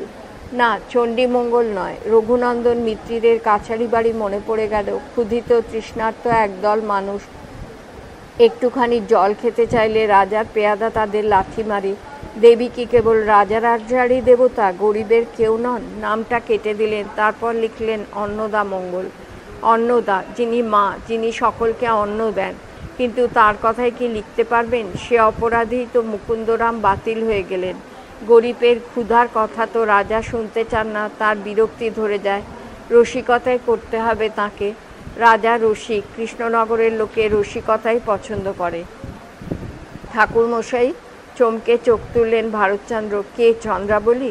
তোমাকে প্রণাম করতে এলুম। দাওয়ার ওপর ভারতচন্দ্রের পায়ের কাছে এক মুঠো শেফালি ফুল ছড়িয়ে দিয়ে প্রণাম করল চন্দ্রাবলী।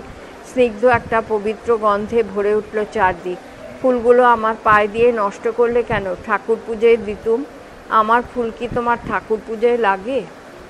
পৃষ্ঠা 70।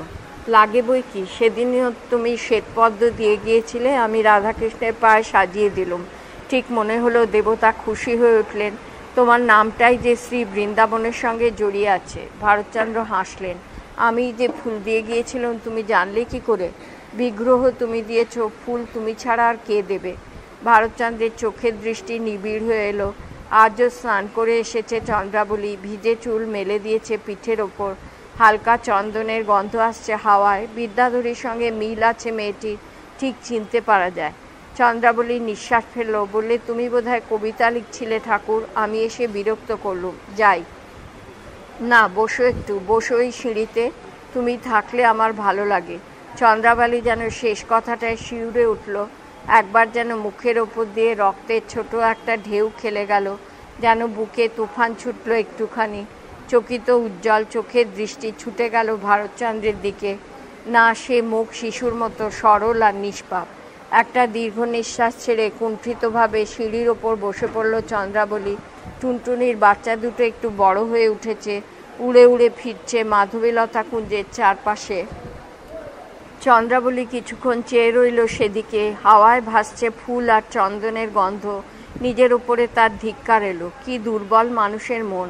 এমন পরিবেশের ভেতরেও তার রক্তমাংসের চঞ্চলতা বাধা মানে না। যা অসম্ভব, তারই জন্যে অনর্থক ব্যাকুল হয়ে ওঠে। চন্দ্রাবলী! চমকে নড়ে উঠল চন্দ্রাবলী। শেষ রাতে চাঁদের আলো যেমন করে দিঘির কালো জলের উপর কাঁপতে থাকে, ডাকটা তেমনিভাবে তার বুকের ভিতরে থরথর করে দুলতে লাগলো খানিকক্ষণ। একটু সামলে জবাব দিলে সে, বলো ঠাকুর, তোমার বাড়ি এখানেই? না, নবদ্বীপে। এখানে কেন এলে এভাবে? চন্দ্রাবলী সহজ হলো এতক্ষণে, হাসলো। এই যে আমাদের পেশা ঠাকুর মশাই, মারও এই কাজ ছিল। ছেলেবেলায় কীর্তন গাইতো মনোহর শাহী, গরানহাটি, রেনেটি। এখন বিশ্রাম খাঁ সাহেবের কাছে টপ্পা গজল শিখি। নাচ শিখতে হয় শের মামুদের কাছে।